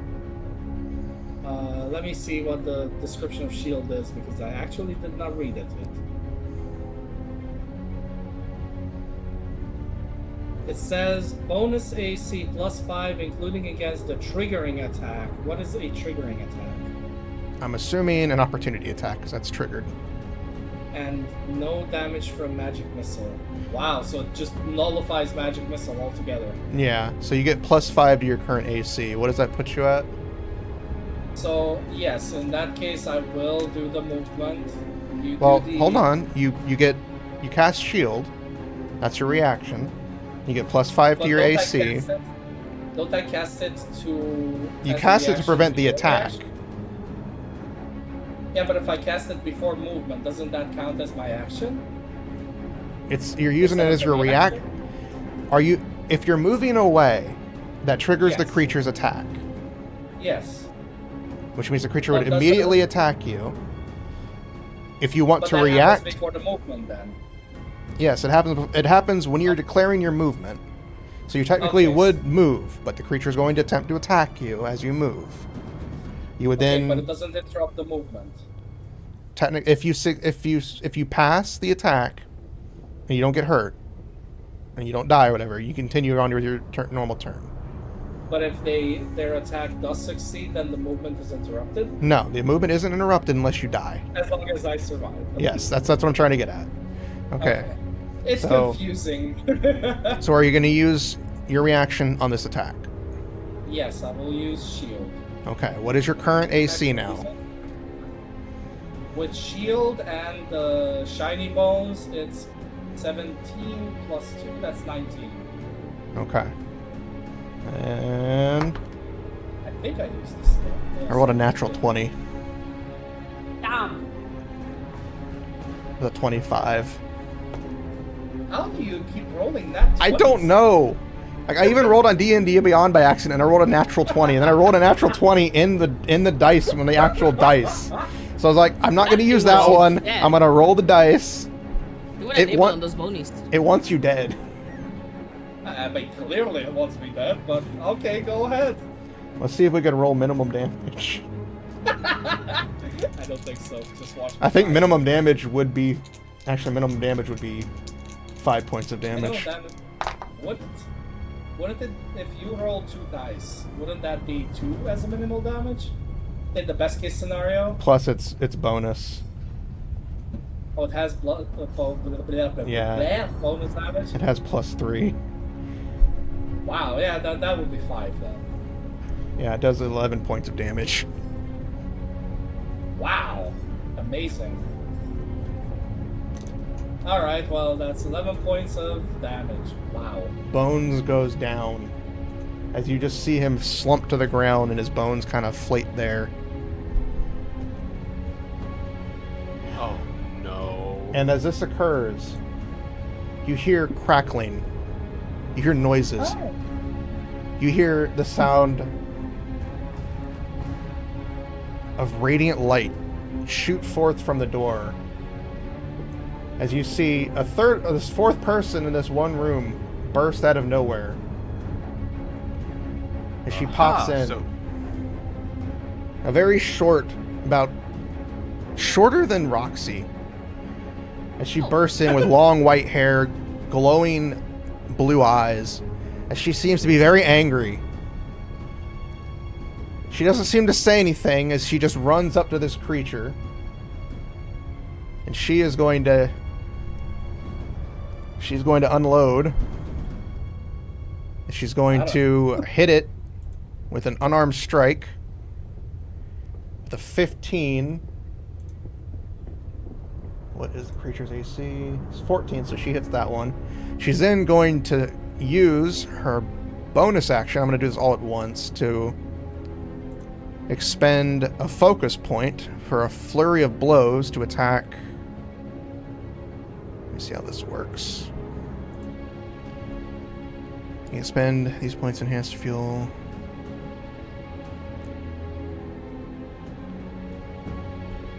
Alright, so well, extraordinary this monk is serving this Pokemon. Each monk has. I can't see shit. Nope, stop it. God damn it. Okay, to make two. Okay, so. Gonna make 2 more attacks on the creature. With a 24, so that's the second attack hits. And then the third attack is a 19, so all 3 hit. So I'm gonna roll. The first one deals 6 points of damage. And then the other 2 attacks. So 6 plus 8. 8, 9, 10, 11, 12. 8, 9, 10, 11, 12, 13, 14. 14 points of damage. And the last attack. 14, 15, 16, 17, 18, 19, 20, 21, 22. 23 points of damage total. As she just wails on this creature.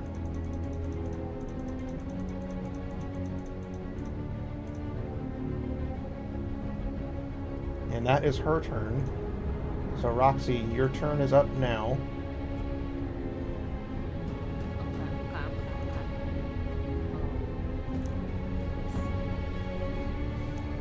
The one that sounds like an attack spell. Ray of Frost, maybe? Is that an attack spell? Do you have anything that you could use to get your friend up? Wait, what happened? Bones is down. He's unconscious. Oh, You just see the pile of bones. Bones is now a pile of bones on the ground. Does your wounds help? Yes, it would. Okay, so I have that. We just move to Bones here. Alright, Bones, let's get you right up. Cure wounds. So I just press them where the heart is, right? Yes. Let me Yeah. check. Because I know Cure Wounds, you have a special feature that says your Cure Wounds doesn't take a spell slot on first use. And you also have your Kitsune feature of not taking a spell slot. Which I meant to talk to you about, to let you know of something. Okay, so you have two different Cure Wounds. You have... The first one that says use on it is your free one. So you can use that one immediately for free. Okay, I'll use that one. All right. And that won't count against you as your free spell as well. Your species free spell. So I just click here, right? If you click use.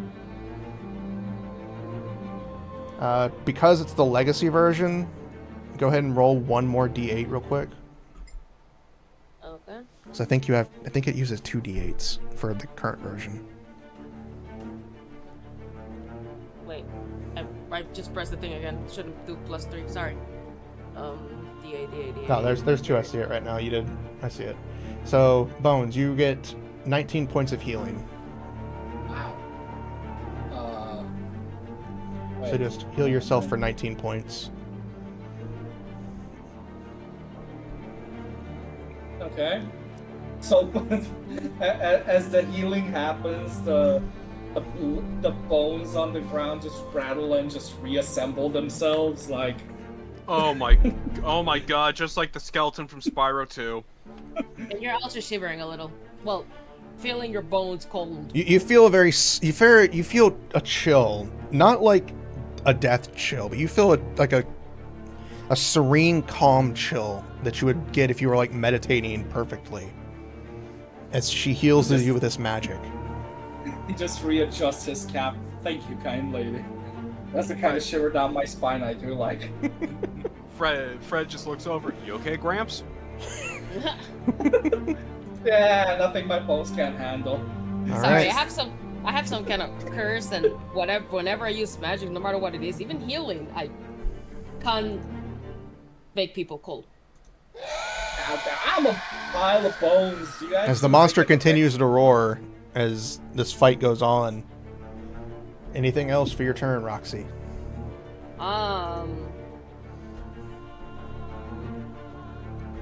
Use your action. I think that was I think it was a regular action, right? It gets confusing when you say that she has 3 uses for the spell, so it doesn't use a spell slot. But it still uses the action. Yeah, it still counts as an action. Okay. It just doesn't use the spell slot. So that was an action. Else. I'm just gonna step back a little here. Okay. I'm not gonna end it. And if that's your turn, Fred, you're up next. Alright, I'm gonna try this again. I am... Keep in mind that now you have a lady in front of you, so you might not want to fart in that direction yet. He already did. Yeah, I already Oh, did. he used it up? Yeah, that was the first thing he did on his previous turn. What I mean is, after 1 use is gone, Yeah. Oh, okay. Yeah. I thought he just has it until the end of combat. No, until he uses it. Okay. I can move right to the other side of that monster, can't I? Yes, as long as you don't move away from it, you don't provoke an opportunity. So you can move like straight to the other side and not provoke. But if you were to like move away, Awesome. I'm gonna do that, and I'm gonna strike it with my sword. That's interesting because when you talk about the reaction Does a of 10 the hit? 10 does not. Damn it! What were you saying, Bones? I was saying that that's interesting because when you describe the opportunity attack to react to me that sounds like in certain video games where any kind of movement does it, not just moving away. So Yeah, it's I weird. was thinking about Basically, the wrong kind. if you move away from the creature's like, oh, you're trying to get away from me. Well, I'm gonna try to stab you now in the back. But if you're like moving around it doesn't work because you're still in that sphere. That's good to know. Okay. I guess I'm ending my turn. My brain is working. Let me check real quick. Okay, if that's your turn, it'll be the monster's turn. And it sees Fred. It sees Bones, who just got his ass kicked. But it doesn't want to shoot at Bones. It's going to go for Fred. It's going to make 2 claw attacks on Fred. So its first one...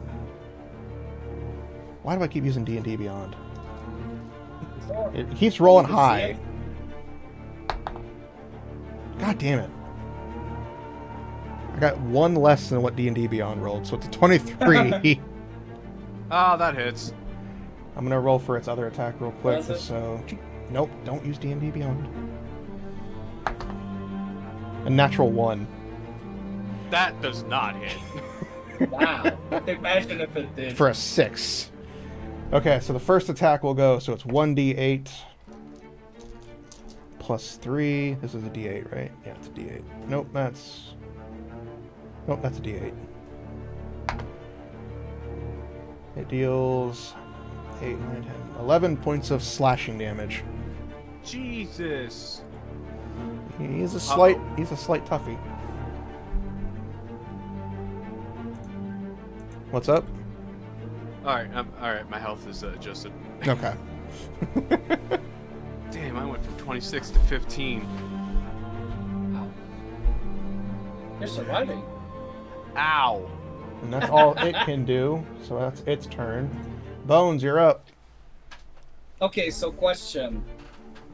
What's up? Can I target anything beyond that door outside? Since it's outside of our current map. Technically, yes. Beyond the door, there is more room. So I will technically allow you to do that if you're trying to do something specific. Okay, a 10-foot sphere.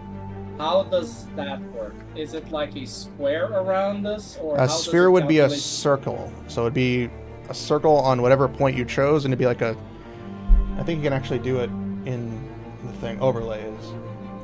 So you'd be able to like make like this, if you can see it.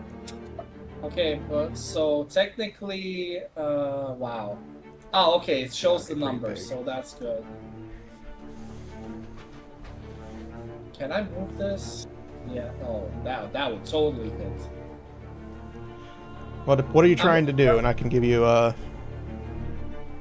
I have the shatter spell that hits in a 10-foot radius, and I was looking to see if I can target the spot behind the monster, so it doesn't hit all of us like this. I mean, you could target behind it, so it only target the monster, Fred, and Elizabeth. But you wouldn't be able to only target the monster.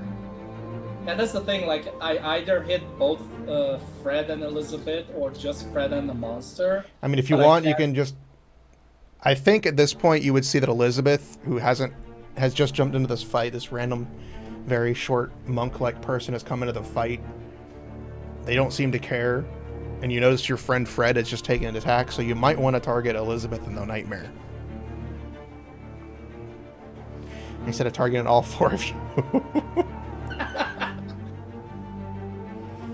I mean, technically, this would hit all 3 of them, right? It would technically hit you because you're placing it. The sphere, if it touches your square, it counts as hitting you. So you're telling me that if I do this and it doesn't touch anybody else but the monster, it will hit just the monster? Technically, no, because there is 1 additional square right where you're trying to place it. I blocked off the additional square. Did you? Am I able to see that? It's wherever the black line is on the map. I blocked it off so it looked a little fancier. So there's 1, like 1/3 of a square, but unfortunately.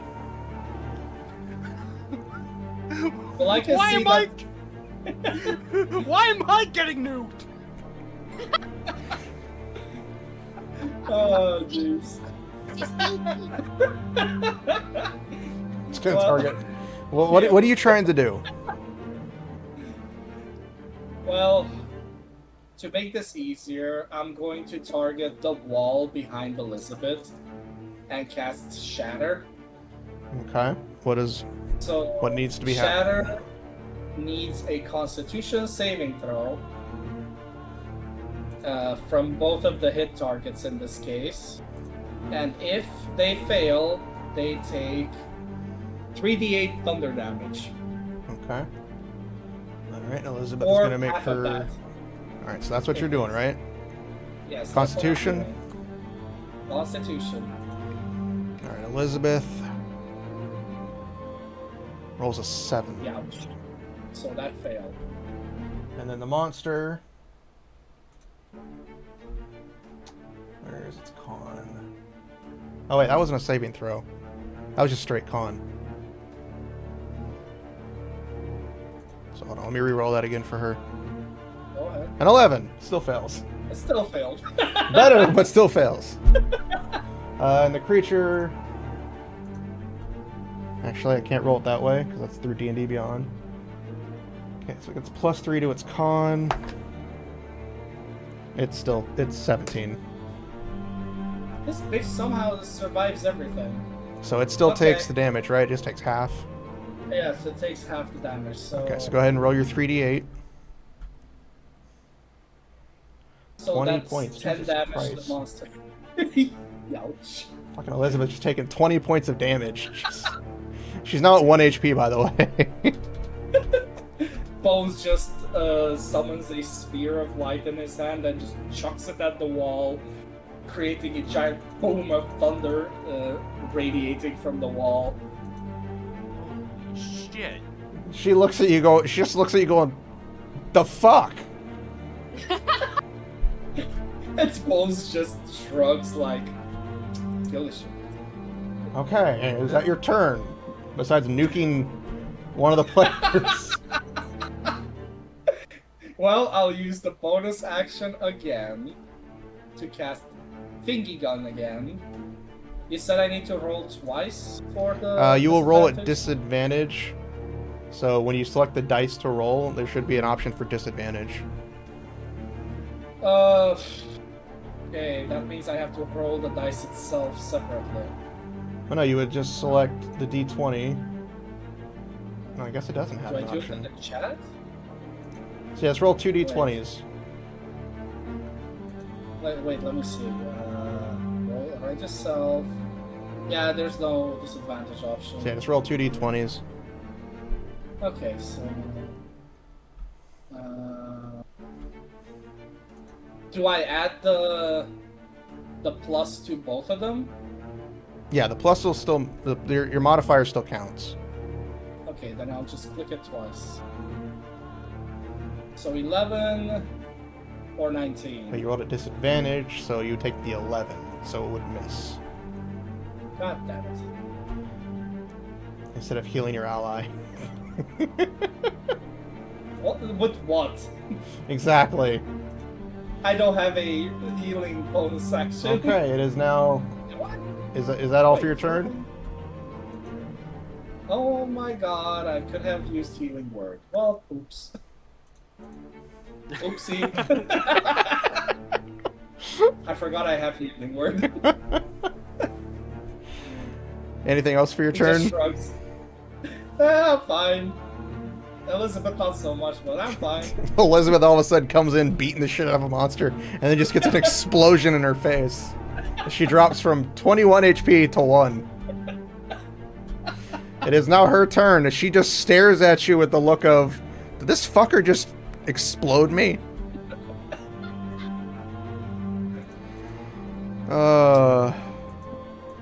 All she can do is just beat the shit out of it. So she's gonna roll in. She's gonna use another flurry of blows to beat the crap out of this monster before she gets blown up by her roommates. So I'm gonna tick off the focus point real quick. I'm gonna roll her attack for an unarmed strike. 22, that hits. And then the focus point gets 2 flurry of blows. So here's her second one. The 16, that hits the monster's AC. I'll reveal the AC right now, it's 14. And then her third attack with a 23. Jesus Christ. Alright, so she got 3 hits. So her first one is 6 points of damage. Her second one, 9. 12 points. And the third attack is 20 points of damage to this creature. It is looking very bloodied. I guess that's payback for the damage she just took. Roxy, it is your turn. Okay.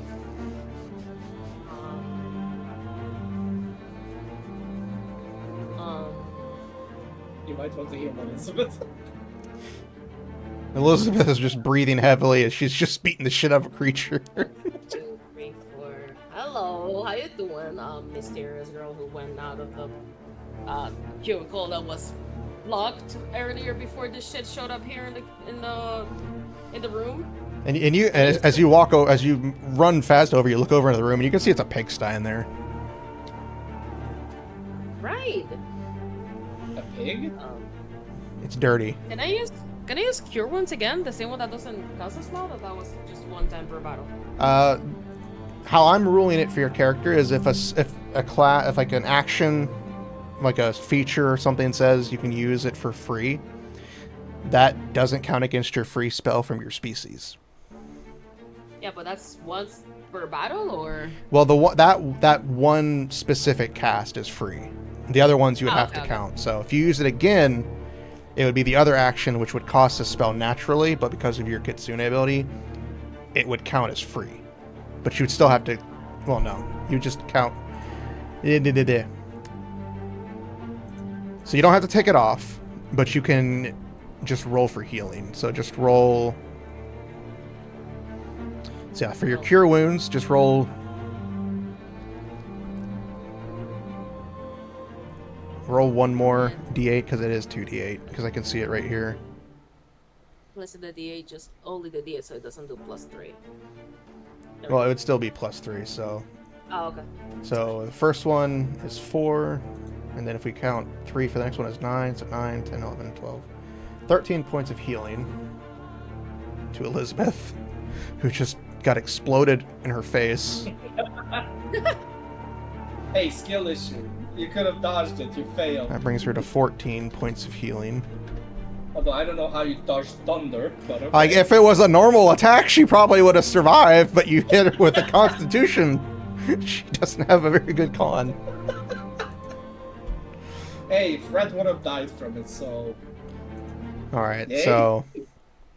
Yeah, I would have fucking died. Wait, that was thunder damage, right? Yeah, she would have... Thunder, yes. Yeah. Alright. So that counted as your free spell. That still takes her action. Dragon Breath again? As your bonus action, right? Yeah. Yeah, but is it like limited in spell slots? Well, it's however many spell slots she has. Oh. I don't know how to take one off. How do I take one off? If you press use, then it will take one off. Yeah, you would Oh, I select. didn't press use last time. Yeah. Oh, and that's right. You did use Dragon Breath the first one, so that technically would have counted as a spell. Yeah, that's why I'm asking how do I take it off. You would just click spell slot when you click on the spell. and it should count as your spell.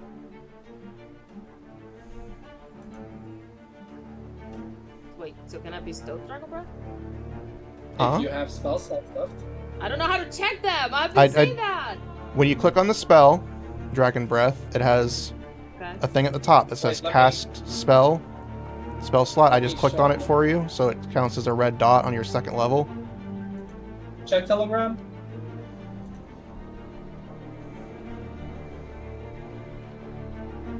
So your spell has been used. So who are you touching to give Dragon's Breath to? Oh, okay. So, in this case, let's see. Oh, okay. Let me refresh the page just in case.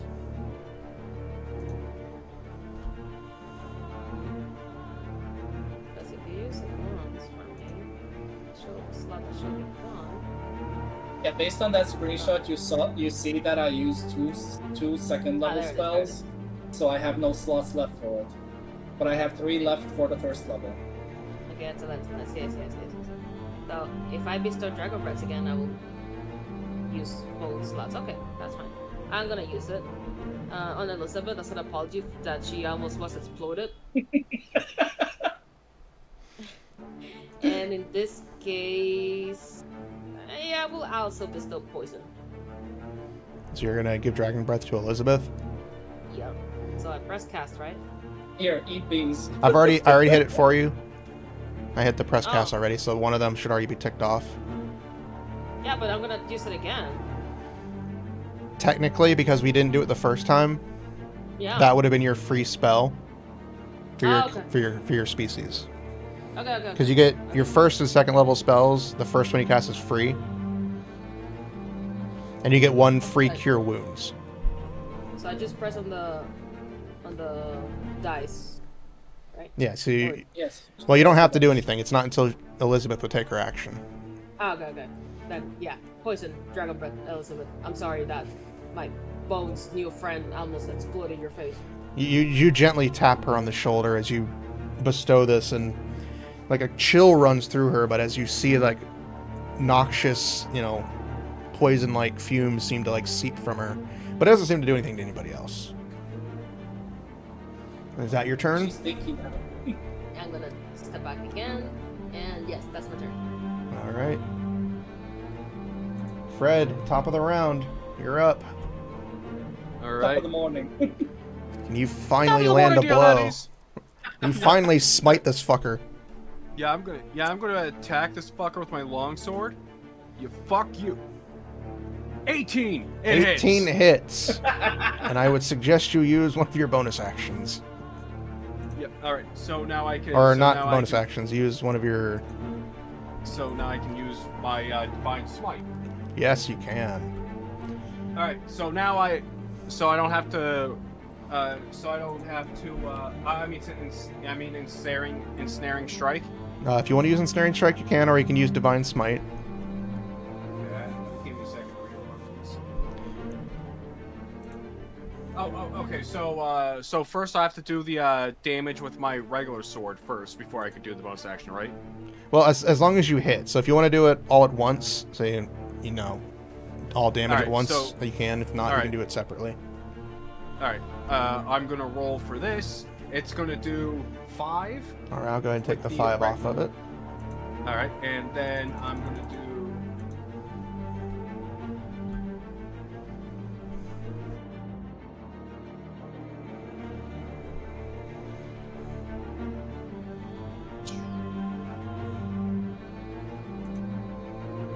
I love how slowly we are getting used to the characters and learning them, and it's just session 1.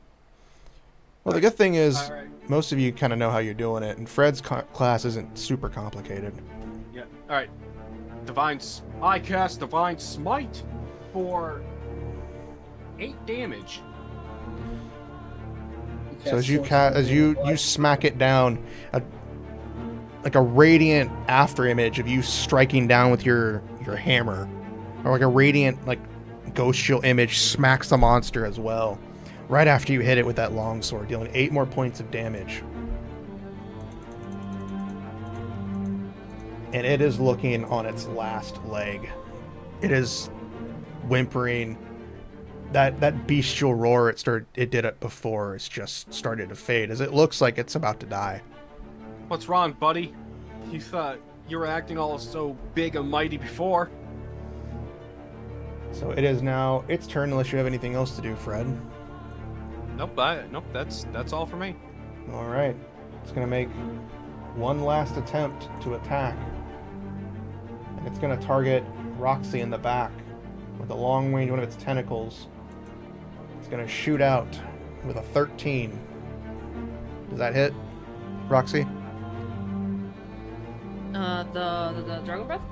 No, it's targeting you for with a 13. Does that hit you? Oh, I have 13 armor class. Does that? Okay, yeah, This it's is meter what it beat. So it meets your AC, so it would hit you. Oh, okay. Oh, shit. So it is going to roll. It beats the beats. I keep forgetting to roll actual dice instead of D&D Beyond. You're just No. used to it, though. I really am. I'm trying not to. So it's 2d8. Jesus Christ. 8, 9, 10, 11 points of poison damage. You get over there. And that is all it's going to Trying do to for kill its me. turn. It is now your turn, Bones. You know what they say? Bon appetit. Bones just, wait, is this?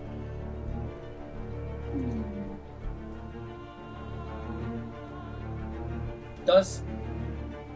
Okay, I was going to ask something stupid, but I answered my own question, so never mind. Because my sliver is also a spell, so I was going to ask, does a ranged spell get disadvantage, but a finger guns as a spell gets disadvantage, then my sliver should as well. Yeah. I'll read up But on that wait. to make sure after this session.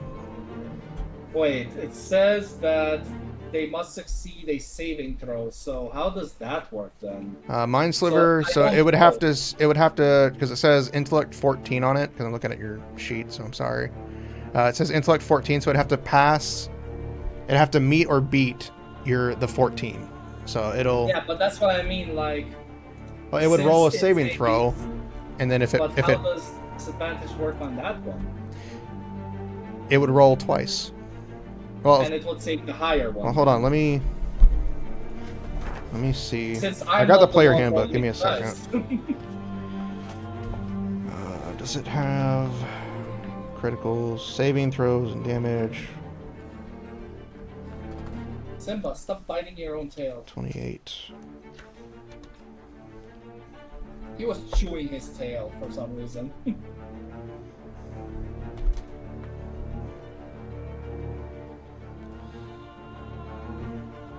Well, since it's technically not a normal attack that requires a hit, I don't think it would be a disadvantage. I think it would just roll.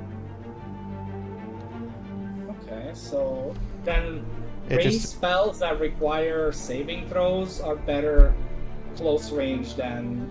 Well, ones it doesn't that- really matter as long as you are in range to hit it. I mean, I am, but I'm right next to it, and it has a 60 Well, again, range. I'll read up to make sure on the disadvantage and range conditions for stuff and spells. So Alright. it needs to make an intellect saving throw. So roll a d20,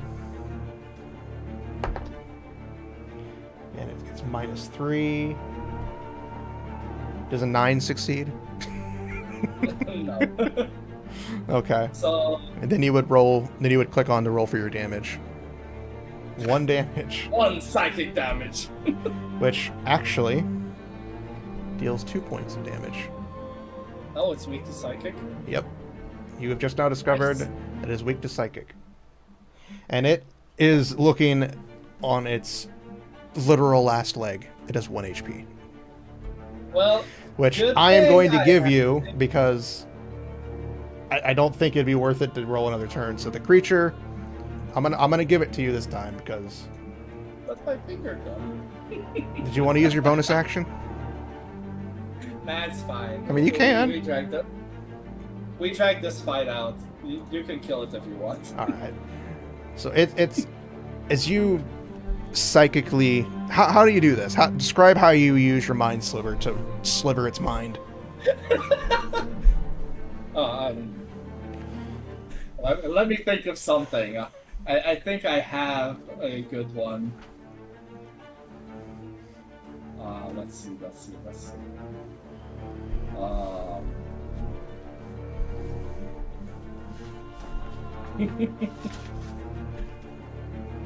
Bear with me. I'm working on it.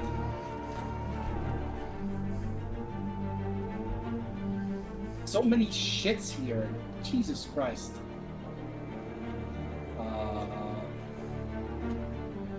The beginning was better. Are you trying to get like a catchphrase? No, I'm looking for a very bad pun. Can you just please just describe how your attack is going? I get you want to be pun, but I don't want to wait too long for this. Otherwise, I'm just gonna move on. Yeah, I mean, you could just say, "Consider your bones rattled." Okay, I'll he just okay, I'll just imagine it. Just imagine he said a bad pun. I'll prepare myself better for that for next time. Please do. If you're gonna be punny, just describe how this attack works. Like, do you put your hands to your fingers? He leans close to the monster and whispers a bad pun in his ear, and the pun is so bad that it messes with the monster's mind. And the monster's mind just shatters as the creature begins to wobble, and it just starts to back away. As it starts to, you would expect it to just fall to the ground like dead, but this creature begins to like disperse. Like its body begins to turn to ash as it just flies particles away as it just disintegrates in front of you. And that is the end of combat, as this creature has been murdered. So let me get rid of the creature, which wasn't even in the screen the entire time. But yes, this creature has been murdered. However, the panic has not subsided, as you can still hear commotion going on from outside in the main hall of the train, of the car you're currently in. What do you guys do?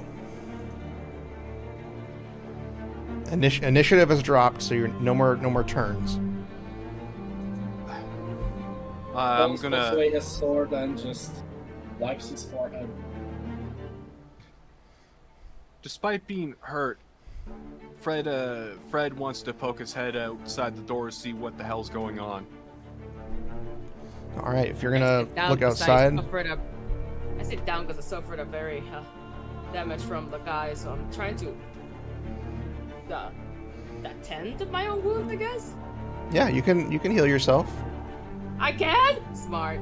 Yes, you can use spells outside of combat.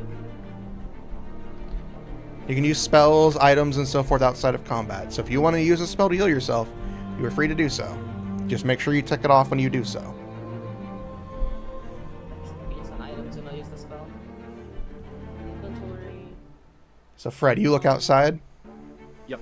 All right, give me a perception check real quick. All right, perception. Let's do this. Perception.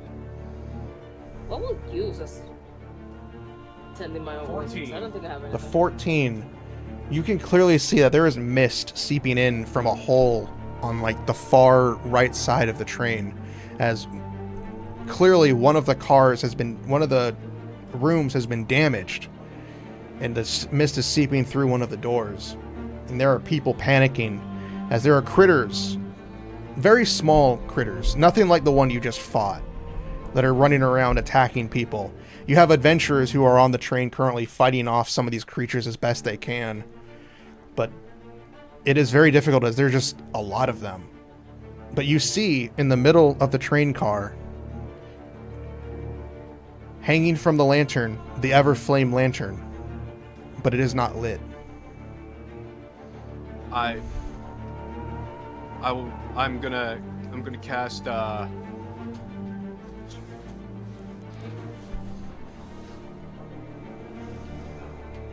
cast Cure Wounds on myself. So All I right. gotta roll my dice. So All right. 6. I recover 6 HP, right? Hold on. Yes, you'll recover 6 HP. Oh, okay, so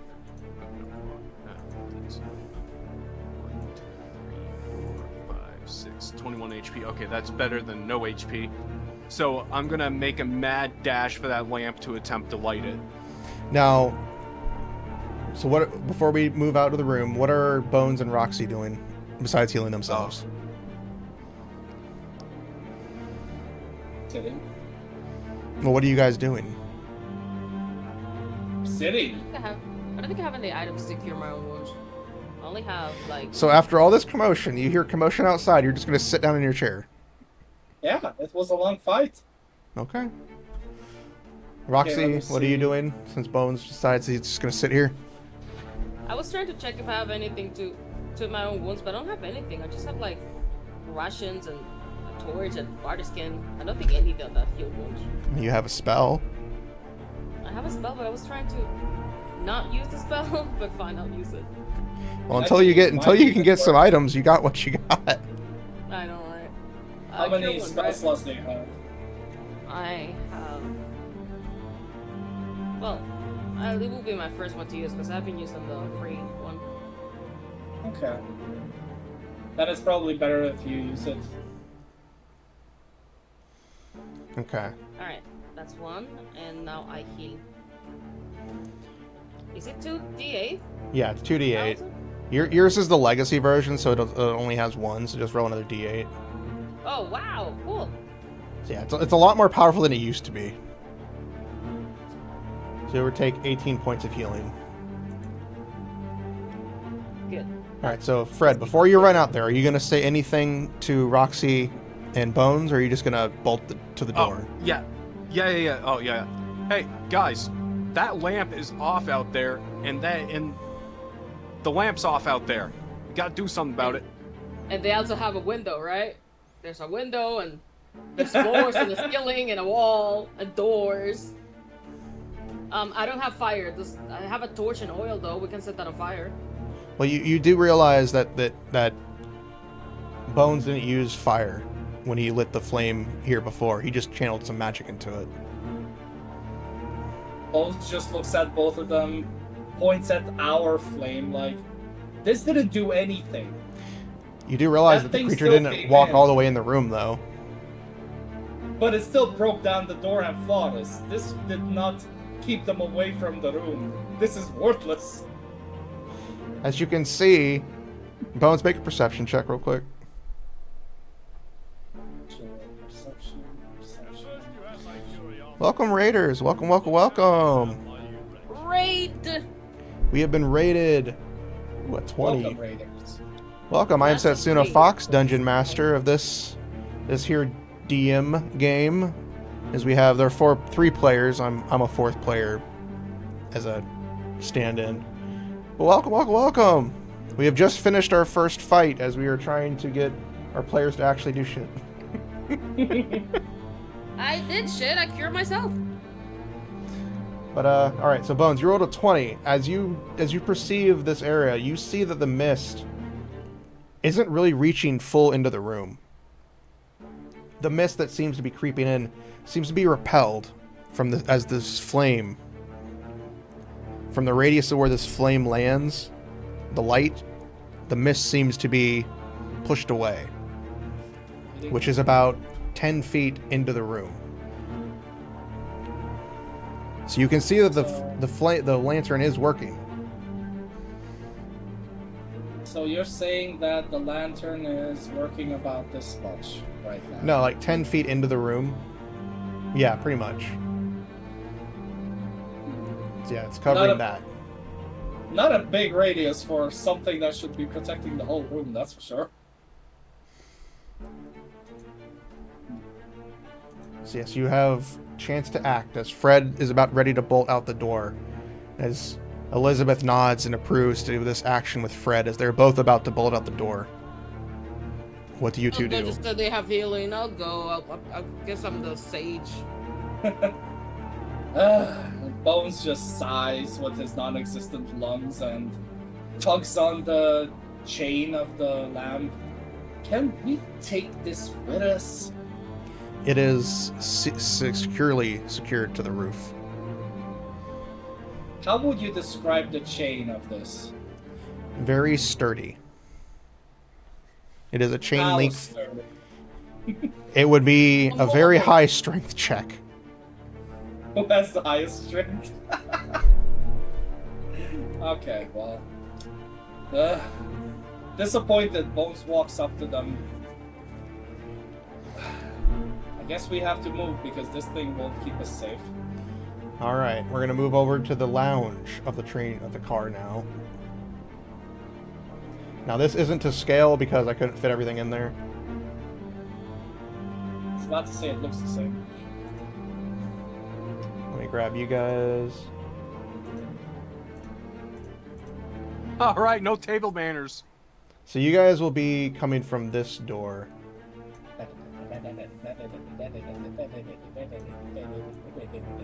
You guys can put yourselves how you want to. Elizabeth will be on the side. Probably Elizabeth will be over here. And Fred. Right beside the man that blew her up. Well, it depends on where Bones wants to put himself. But what you guys can see is the room is two-tiered. However, the center of the room has this giant, is like a skylight in a way. I thought I locked that table. You did, but I can still resize it. Oh Please my don't. god. So basically how this room is, let me draw it for you. So basically how you guys see it, you'll have to forgive my drawing, because I'm drawing with a mouse and it sucks. Hey, you draw better than I do. Basically how you see it is the walkway is everything up here, and then the inside of it is basically looking down. And there is a giant lantern that is hanging from the ceiling in the middle that you need to light as somebody draws a duck.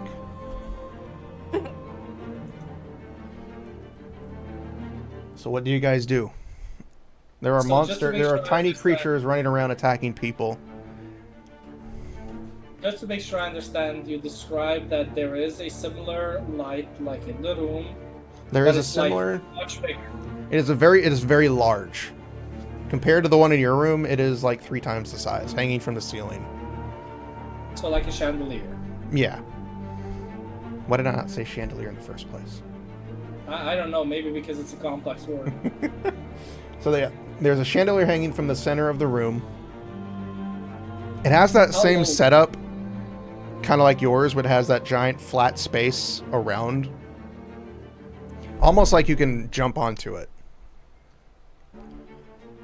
Okay, And- so it's low enough to jump on. Yeah, it is low enough to jump on, but you will have to make a check to jump onto it. But if you guys want to roll a perception check to see what else is going on. All right. Perception. But my question here, in order to channel the magic into the light, do we need to touch it? Yes, similar to how you did it before, where you touch the actual lantern. You have to So- actually I've never touch seen that it. before. DM, I've never seen this before. What? There's an advantage thing on my perception roll. Yeah, because you get advantage on perceptions. Oh, okay. That's a So class. I just That's a do it once, species or- feature. You roll twice I for just- advantage. I rolled twice. Okay. Yes, you roll two d20s. Okay, well, let's do the perception then. There. All right, so with 14, Bones, you get 17. I will roll for Elizabeth. Where's your perception? Oh, it's over here. I was looking up top. 22. Jesus Christ. Damn. Good eyes. All right, so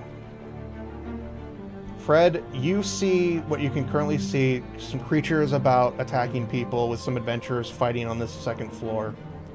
The lantern is unlit, but the door to the lantern is open. That's all you can see. So, all right, team. Well, hold on. Looks like Before we continue, gotta get it through everybody else. Roxy, you see the same thing, but you also see that from the bottom, you see smoke, not just mist, but you can see some smoke rising from one of the rooms on the bottom. What color is the smoke? Dark gray. Dark gray. Oh, that doesn't look good. The mist is a lightish gray. You can definitely tell the difference between the mist and the smoke. Can we tell if it's similar to the one from the nightmare creature? It is different. You can clearly tell that the smoke rising from that area is from like fire. Okay. Yeah, so maybe fire. It's like fire smoke versus like the lightish gray mist of like that was seeping in. Yeah, And that's what I'm then- saying, because you described both of them as gray, so I'm like, is it the same thing? Well, the smoke would be like darkish black gray versus like, you know, whitish gray. Gray, It's the gray. problem with having mist as one of your things. All right, so and then Roxy, you see the same. Wait, that is Roxy. Duh. Bones and Elizabeth, you both see the majority of it, where you can clearly see that something has happened on the first floor. You can see that the mist is pouring in from that first floor. And even with the lanterns lit in the rooms, for the most part, the rooms themselves seem to be okay. Some of the doors seem to be damaged, but nothing too bad. You can definitely hear on the first floor there is a fight going on. Probably another large creature has entered. But Oh, you I do was know. imagining it wrong then. So we are on the second floor. Yes, that's what I was trying to get at. That's my bad. Okay, so essentially we have the first floor visible in the center of the room. Yes, with We are the on, like, a with the balcony. chandelier hanging in the center of Ah. the That explains why you said that we could jump on the chandelier, because I was imagining us being on the bottom floor. Yeah, that's my fault because I didn't set this up right.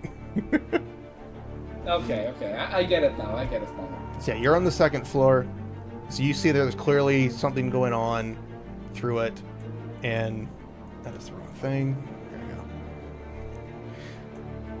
So you're Would shooting a magic missile at the chandelier count as sending magic towards it? no, because it is a magic missile. Yes, but it cannot miss, so I could shoot it into the area where the magic needs to go. That's why I was asking. The downside of magic missile is it also counts as a projectile. You know, Yeah, but you you know, said it's you very know from your strong. experiences with the Everflame lanterns in your long life that if you were to shoot a magic missile, it would probably damage it. So it's strong enough to withstand a sword swing, but not strong enough to withstand magic missile. Logic, yes. Logic. Okay. That's all I wanted to know. Go on. So if anybody wants to make an attempt to jump onto the chandelier, you can. You will Well, just guessing need healing word counts, since it's not damage but healing. All right. No. What I need to do? you physically need to touch the Everflame lantern for it to light. So what do I need to roll to jump? Probably. Please jump. Jump! Well, there's the jump action. However, we want to make this fancy, so I would say Don't you need acrobatics for that, technically? either acrobatics or athletics. Let me see what it describes, because... So acrobatics allows you to stand your feet in a tricky situation or perform an acrobatic stunt. I would count jumping onto a chandelier acrobatic But- stunt. Athletics Alright. allows you to jump farther than normal, stay afloat in rough water, or break something. So, Yeah, but jumping farther... but I'm gonna let you decide between athletics or acrobatics. I got a +1 in acrobatics. All right, go ahead and roll for me. Because think about it. God this damn jump- it! A 4. With a 4, as you try to jump, you slip. Fall. You slip and fall on your butt. You don't fall into the thing, but you slip and fall. Oh, damn it. I guess I'm gonna try it too. What's the You worst can that see happen? Elizabeth move forward. As all this is going on, Elizabeth moves forward to start attacking some of the creatures.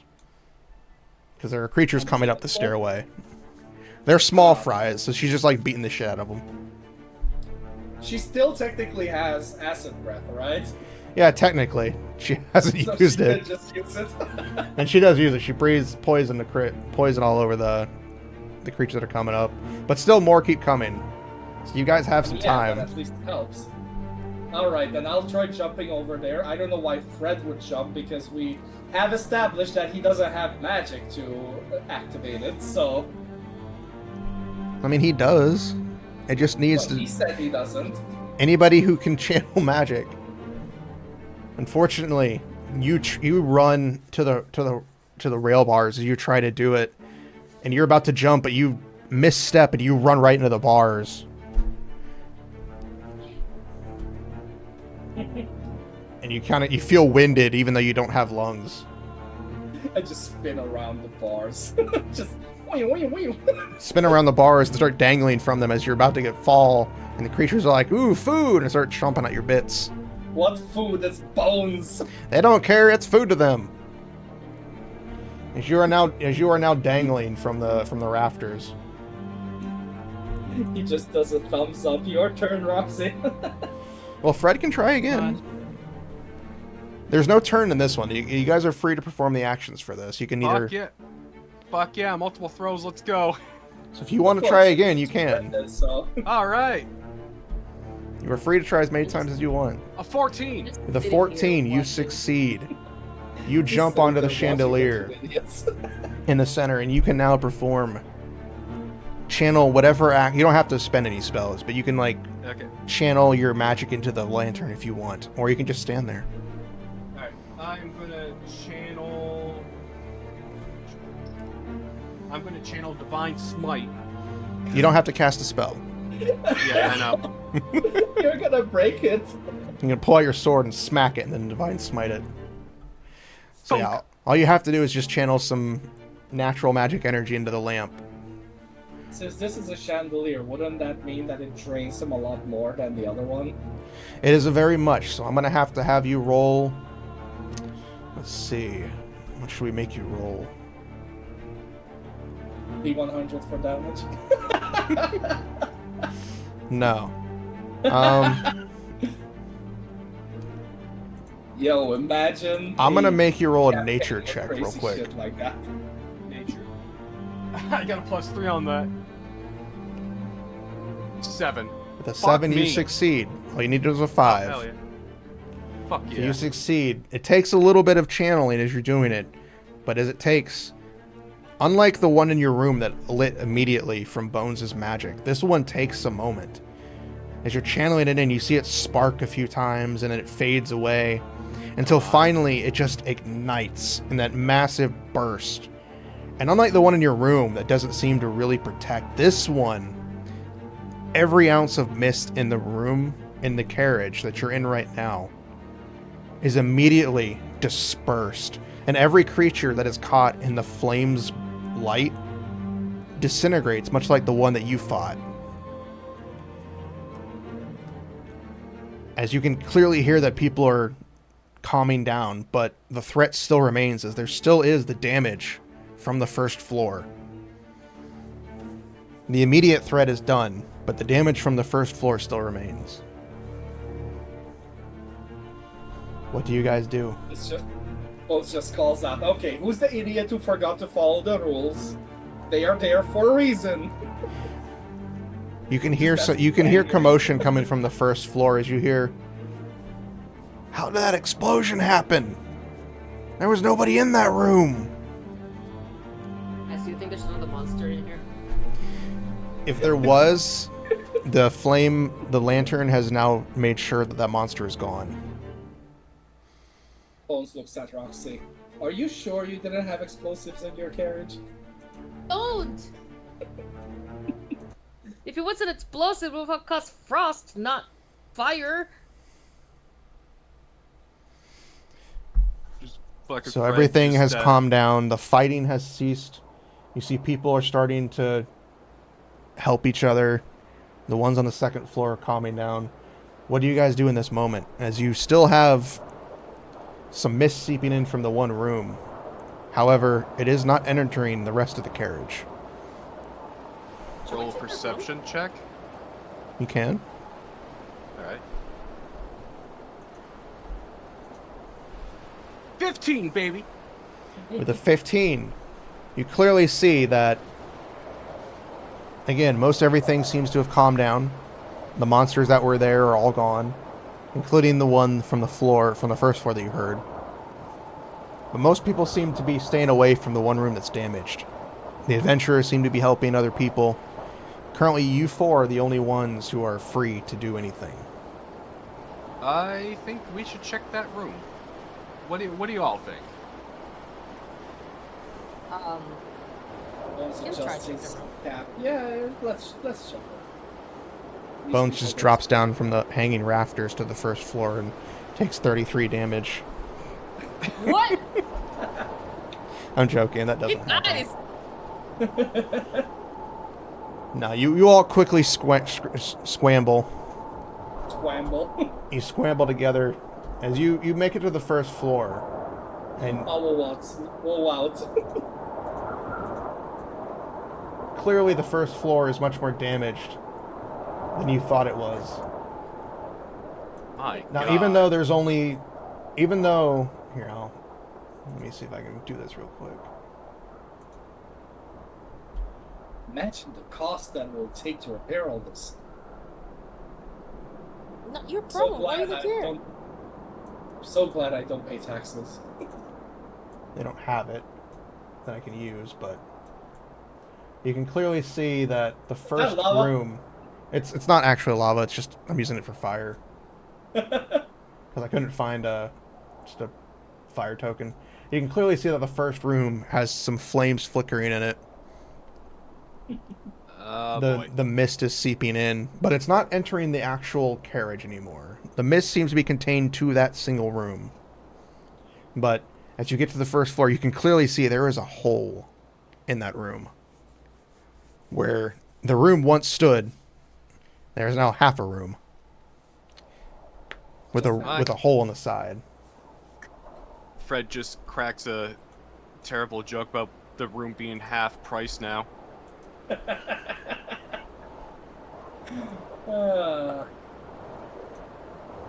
Hey, at least they have good ventilation. Yeah, that's true. You can see Elizabeth as this person who hasn't introduced themselves yet because of all the chaos. They're motioning and doing like hand motions. But you can't understand them probably because unless one of you knows common sign language. Yeah, no, I don't. And they see this that you just kind of look at them dumbfounded. And she just sighs a little bit and she makes the simplest hand gesture of us go room punch. Punch? If there's monsters in there to go fight them. Okay. Just imagine quick jabs in the air as she stares at us, punching sideways. So what do you guys do Oh, as you approach this room?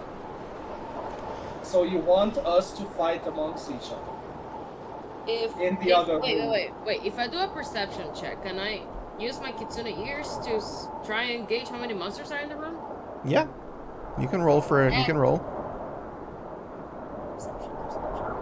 Not deception. Perception. Where is it? Ah, here it is. Okay. They're both bad! With a 6, you do see that you could hear inside of it. You don't hear any stirring. You hear the wind blowing in from the train continuing to move. As you can also hear and feel that the train has picked up speed considerably since your fight upstairs. Okay, so what I wanted to hear, I couldn't because of the wind coming into the train. But I did notice something odd. The train is speeding up, guys.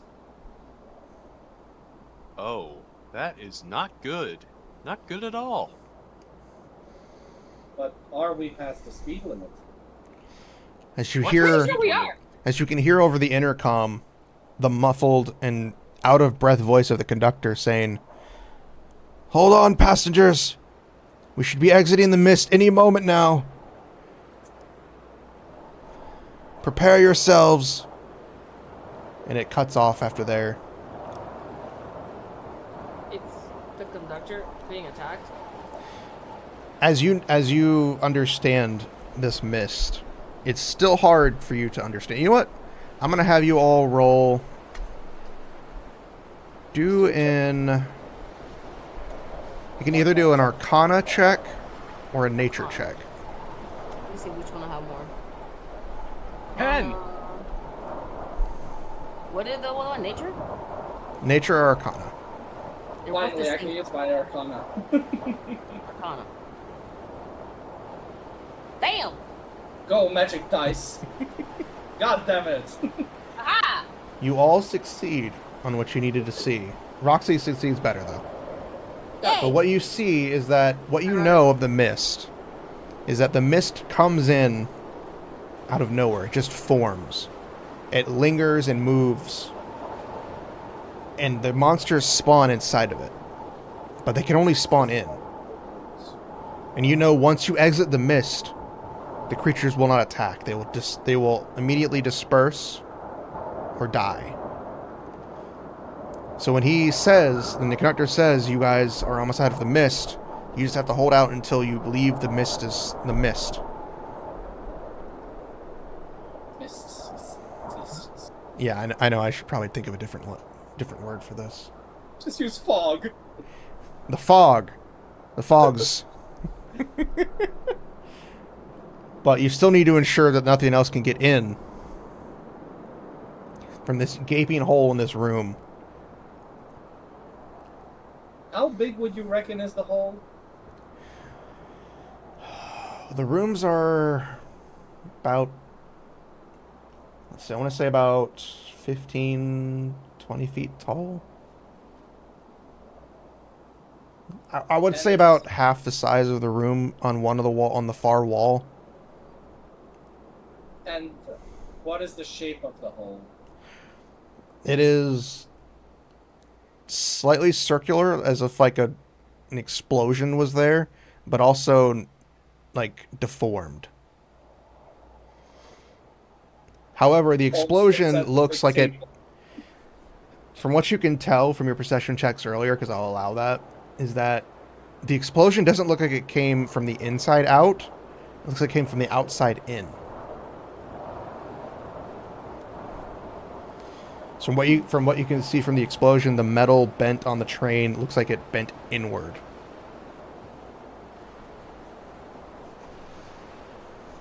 So someone is attacking at the train. Something attacked the train. Would you reckon that the hole is small enough for the table to cover it? That giant table in the center. You would not be able to lift the giant table in the center through the door. So there's Pivot a door won't work. between the hole and the table.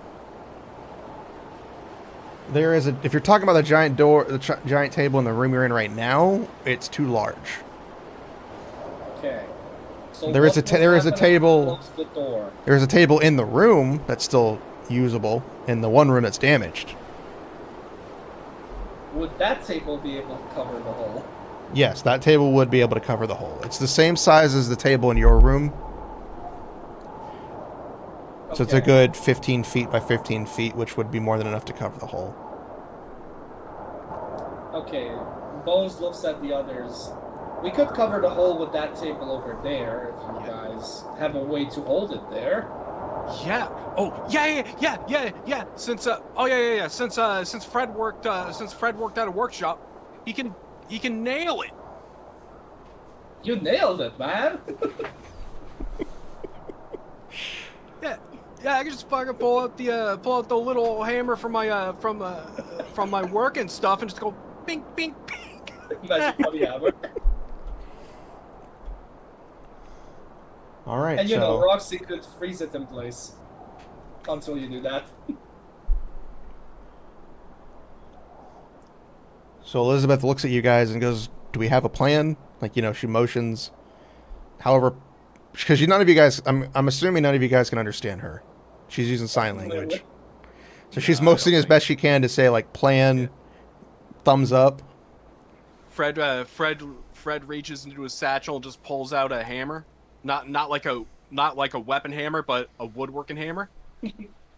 Bones points at the table, then points at the hole, and gestures the hammering while pointing at Fred. Yeah, we're gonna nail that. We're gonna nail that table, and close that hole, to the best we can. All right, do you guys enter the room? We enter the room. We enter the room. As you enter the room, I don't know why Bones had to gesture because she's mute. She's not deaf, but I guess it's funnier. we're gonna switch back to the train car real quick just to showcase it, since it's the same exact setup. So as you enter the room, you can see clearly, and I'll do this real quick.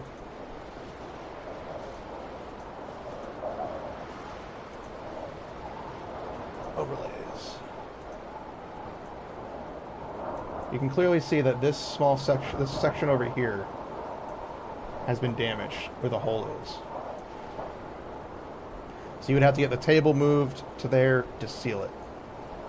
You know, that's real unfair. That room there gets all the ventilation while the others feel the heat.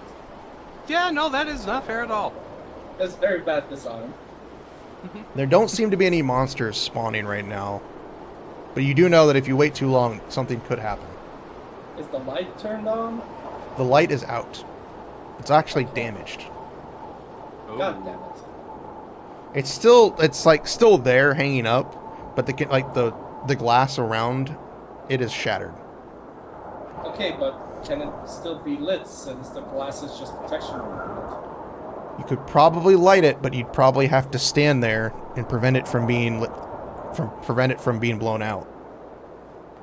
I mean, we have 4 people. Technically, 3 people can mess with the table while Bones keeps the light going. Is the table heavy? Table's kind of heavy. It's a very thick table. All right. All right. Fred goes to the one round part of the table. Elizabeth Okay, will walk Bones over. helps him. Elizabeth's going to walk over to help. And Roxy, you keep the light on. So I want all 3 of us to make strength checks. Unless Roxy wants to help move the table real quick. No, I'm good. Roxy is helping with the light while we move the table. 6. Fuck me. 14. 4. Finally, it is difficult. Another one we both throws. It is difficult. As Bones seems to be the strongest person in the room right now. As he's doing most of the lifting. It takes a bit as Roxy, I'm assuming, is trying to keep the lantern lit while you guys move the table out from underneath it. Bones is just wondering, how the hell am I stronger when I don't have muscles? And you can see it's very difficult to keep the lantern lit if that's what you're doing, Roxy. Yes, that's what she's doing. Yes. Even with you covering it or putting yourself in front of it, however you want to do it, the lantern is trying is basically keep going out. As soon as you light it, it flickers. So you gotta hold on to it, and it burns. Hold on to it. As you're holding on to this, the flames. flames. My hand so it doesn't burn me. As you're holding on to the lantern, even the metal itself begins to burn as you keep pouring magic into it. I froze my hand so it doesn't burn. You're going to take. Where is it? Oh, that's where it was. 5 points of fire damage. I fucking hate you. Don't forget, you're weak to fire. How much HP do you have? You fully healed. You're fine. Yes, I'm fully healed. Okay. So yeah. So as you do that, they're stumbling around like the Three Stooges as they try to lift this table. With Bones being the one saying like, "Hey, do it this way, move that way." And they finally get the table moved out of the way and angle it upwards as they push it over to the side. as you push it over to the side and get it there. And I'm not gonna have us roll for this because it's we've already rolled how terrible it is. Yeah. So Elizabeth will prop herself up. This small, tiny frame. She's only 4'5". And she props it up and holds it there to keep the most of the mist out, and it fits perfectly for the shape and size. So what do you guys do now for it? Elizabeth holds it. Fred pulls out. Go ahead. Fred pulls out his hammer and nails and is ready to start hammering into place to make sure it sticks. While Fred does that, Bones helps Roxy keep the flame lit. I'm trying. All right, so Fred, I need you to roll just to see how well this is done. Give me would it be a sleight of hand? No. Give me... Performance? No, that's for dancing.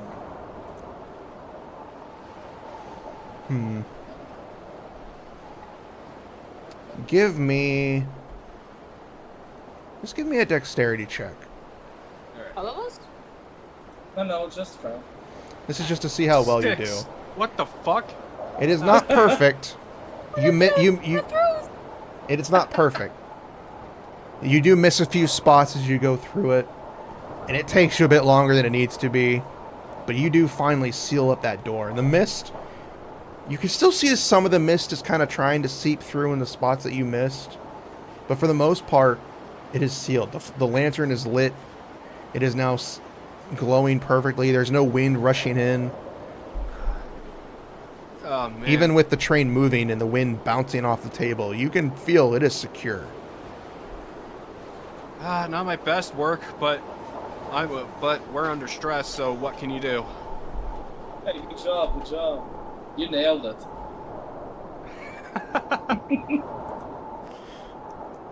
And the danger has now passed as it is sealed. The civilians are safe in the other rooms. As you can hear one last call from the conductor. The mist will be leaving in just a couple of minutes. Stand by. We will have security and other personnel to assist you. And that is where we will end the session. Wait. Before we end, Bones just leans into Roxy. We could have just closed the door, too. Oh, Just had the Bones. session there. I mean, am I wrong? We could have just closed the door. All this effort. Put a door there. To put a table. But you do realize that the creatures would still come through the door. Not if we block it with the other table. So you have sealed off the door. The danger is gone for now. And that is how session 1 ends. That was awesome. And all this time, Bones never got to introduce himself to Roxy. Because we moved on without that happening. And Elizabeth hasn't even introduced herself. She's literally just jumped into the fight, started beating the shit out of a creature, and then got exploded. I mean, she survived, didn't she? With 1 HP. Hey, but that's more than nothing. And all this time, I heard nothing from Fantasy Plus. Really? Absolutely nothing. You guys didn't hear It's on anything? Max Horror. I didn't hear anything. Did you I'm guys on hear the page anything? you said to be on. I heard the music, the train noise, the wind howling. Okay. That's weird. I didn't hear anything. Oh, man. Maybe You you had said it that- muted. No, it's not muted. It's a brand new page. That's weird. This is the page I was on. You said this is what I was supposed to be on. The You Are Experiencing Fantasy Plus page. This is what I described. That's weird. This is what pops in when I follow the link. That's what you guys saw, right? Yeah. Huh. Oh, maybe next time. Maybe it just bugged out on me. Yeah, like this is just something new I wanted to try. I got like think 90 days free. So we'll try it, and if Damn, anything else, that's we'll just switch to the other one that we were using. Can you You try just playing something crashed again? Huh? Can you try playing something again? Yeah, give me 1 second. Wait, let me reopen it because for some reason it just crashed on me. Like, it just closed the tab altogether for no reason. Maybe it was bugged out then. Yeah, I can hear it. Let me try this again. There is a Yes. volume setting on the web page. Yeah, I modified that volume, but it didn't play anything. Let me try opening this thing again. Server error. What? Hello? damn. And it's a D&D Beyond message. What the fuck? Reason stinky. Yeah, he's stinky. So how did you guys enjoy that session? You know what? Now I I wonder what happened. I wonder what's attacking the train. Like if it's some necromancer or something like that. If it's planned. Hey, when you get a new job and it has strange rules, you're supposed to follow them. Somebody forgot to follow them, and it was a single rule. One rule. Did you guys have fun at least? Oh yeah, I loved it. Okay. Very I did my best with the storytelling. This was my first time doing like a from scratch campaign. It's great so far. This is fun. It's funny how you keep getting rolls under 10. I'm not the one with bad rolls anymore. Wait until Oh, next yeah. session. You're gonna get fucked. That's true. Mei had like the worst rolls for like the first couple of sessions. Always with the bow, but now it's gonna be with magic. And preferably not with exploding magic on the face of your allies. Damn. She survived. Don't judge me. Fred would have died. Yeah? Although, Fred, what's your modifier on this? Modifier. Yeah, what was it? Wisdom or Constitution? Constitution. What's your Yeah. Constitution modifier? My Constitution modifier is +2. So you would have survived better, technically, because that's +1 compared to Elizabeth. Yeah, Elizabeth has +0. Yeah, but I had 15 health. +0? Are you sure? You said +1 earlier. Or did you say +1 to something else? I think it's +1 to something else. Let me check real quick. Pretty sure she has +0 in her con. Yeah, monks are dexterity and wisdom based. Or was it dexterity? Wow. Oh I no, don't she does have remember +1. Okay, so I do remember right. Her So, intelligence yes. has +0. And her strength's Man, now -1. Man, now I want to install Eye of the Beholder off of GOG. Hey, I have so many old D&D games, and they are so fun to play. I know. Oh man, even though it's not a D&D game, one of my favorite games on the NES is Swords and Serpents. It is so fucking fun. Before we never get got to into try all it. that chat real quick, is there anything that you guys found annoying? Well, not annoying, but like, were frustrated at that I could work No. on? No. I tried to tune the fight to not be too difficult. And I think it wasn't too difficult, considering it didn't have many actions. I mean, it was the first fight, so Yeah. you can't expect anything. Especially since the first time we see that enemy, so... Yeah, and I was also like, it's a complete homebrewed enemy, so I was like, I want to make sure they have a fighting chance. I don't want to be like, oh, I just killed you all in one turn, yay. I mean, you did kill me in one turn, technically, considering how much damage you dealt with that one attack. I know. I don't know why you, a caster, are right next to the enemy. Because I misread how the things work. Because I'm technically a magic sword, I'm not a pure caster. But Yeah, then that I is saw true. how booming blade works, and it disappointed me. I don't even remember in our previous session, whenever booming blade was used, if it worked like that. but maybe I'm just remembering wrong. Yeah, I couldn't really get the chance to make the monster move because I did have the, the Everflame going on. So like, if I make it, you know, you lit it and I You know, couldn't have it kind just of move blocked, in there. Otherwise, it'd be like, what's the point of this? we kind of blocked its path anyway, so. Yeah. And it's a tiny space, so there's not much movement you can do here. Yeah, I really need to get like a custom map so I can make it feel a little larger. Because it's But it's very fine. tight. Next time I'll be able to use the spells better. It's the first time I used most of these spells anyway. Like Yeah, I it's never the even first time for figured all of us. Like Monk is really simple to use right now. I got only a couple actions for Elizabeth. So it's like I basically action unarmed strike or flurry of blows. That's all I can really do for her. I'm gonna rename Mind Sliver into Bad Pun. Also, preferably don't have everything you do be pun related. Because when you kill an enemy, you don't really get a chance to sometimes say puns. Okay. I don't mind you being Don't pun tell me related, but character. just, try to be a little serious when you're fighting monsters that are trying to eat your face. I'm dead. You're I'm alive already as a well. You walking have a soul skeleton. attached to your skeleton. You have a life. I'm still a skeleton. But you also have a life. There's no life left in these bones.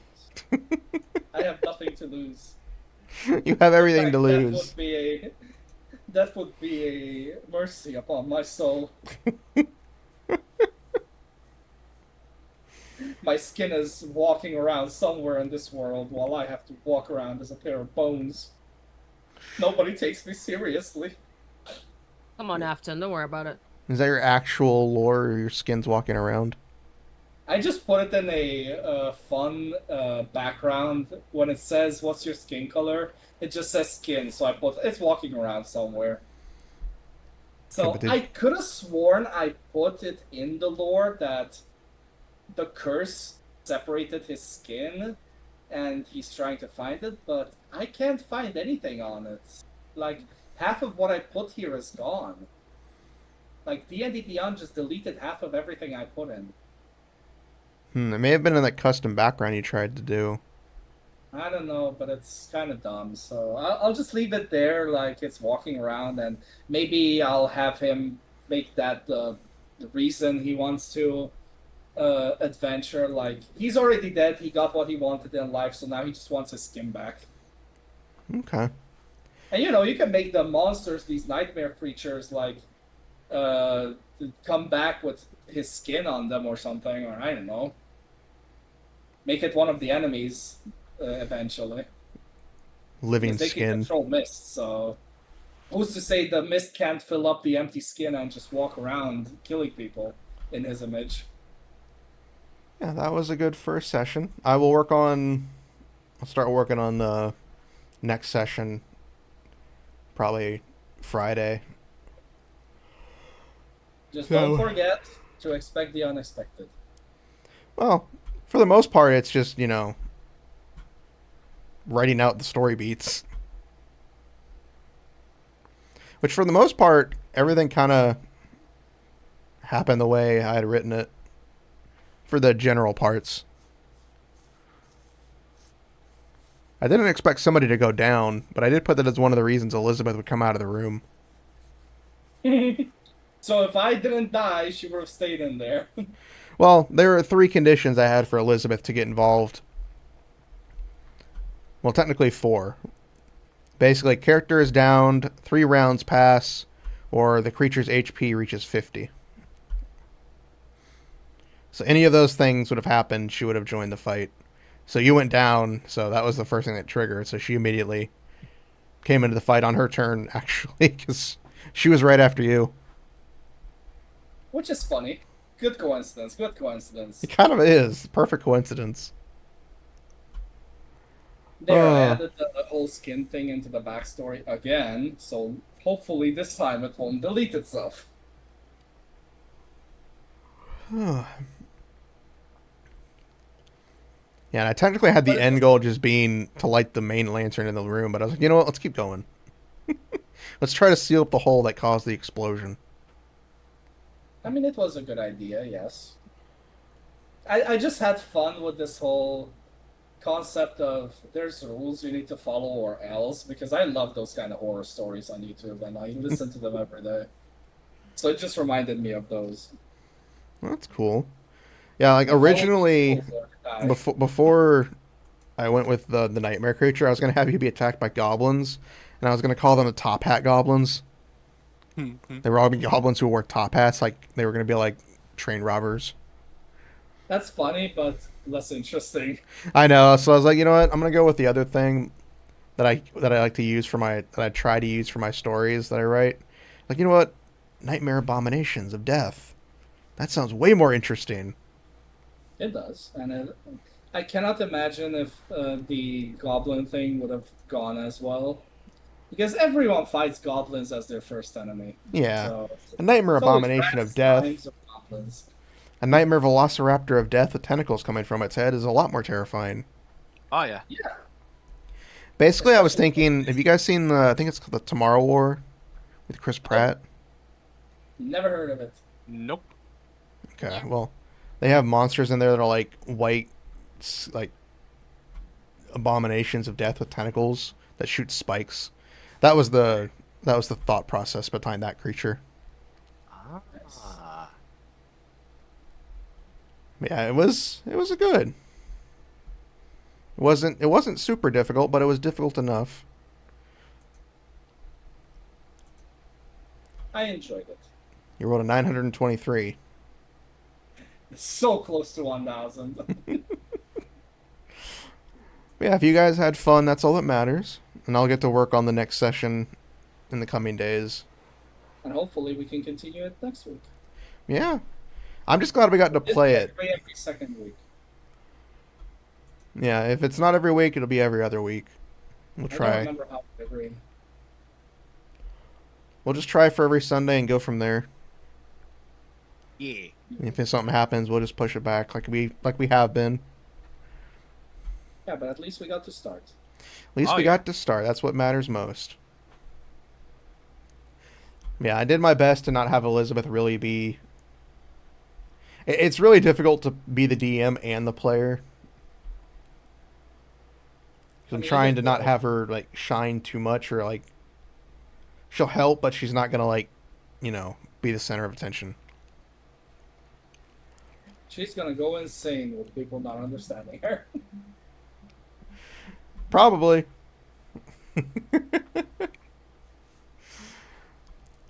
But yes, thank you guys for watching us today. I know we had a raid. Thank you for the raid earlier. I'm Setsuna Fox, and these are the players who make this game so much fun. Please go give them support if you haven't already. I. I don't have their Hello. channels linked, and I probably should do that next time. That is my Oh, fault. there you go. I'm sorry. Make sure you follow, subscribe, like, and all that jazz to Setsuna and Mei Mei. I'm Yeah. here for the punch and pie. Yeah, we're gonna go ahead and end it here today, and I will be back on Wednesday with something. I don't know what I'm doing yet, but I'll be back then.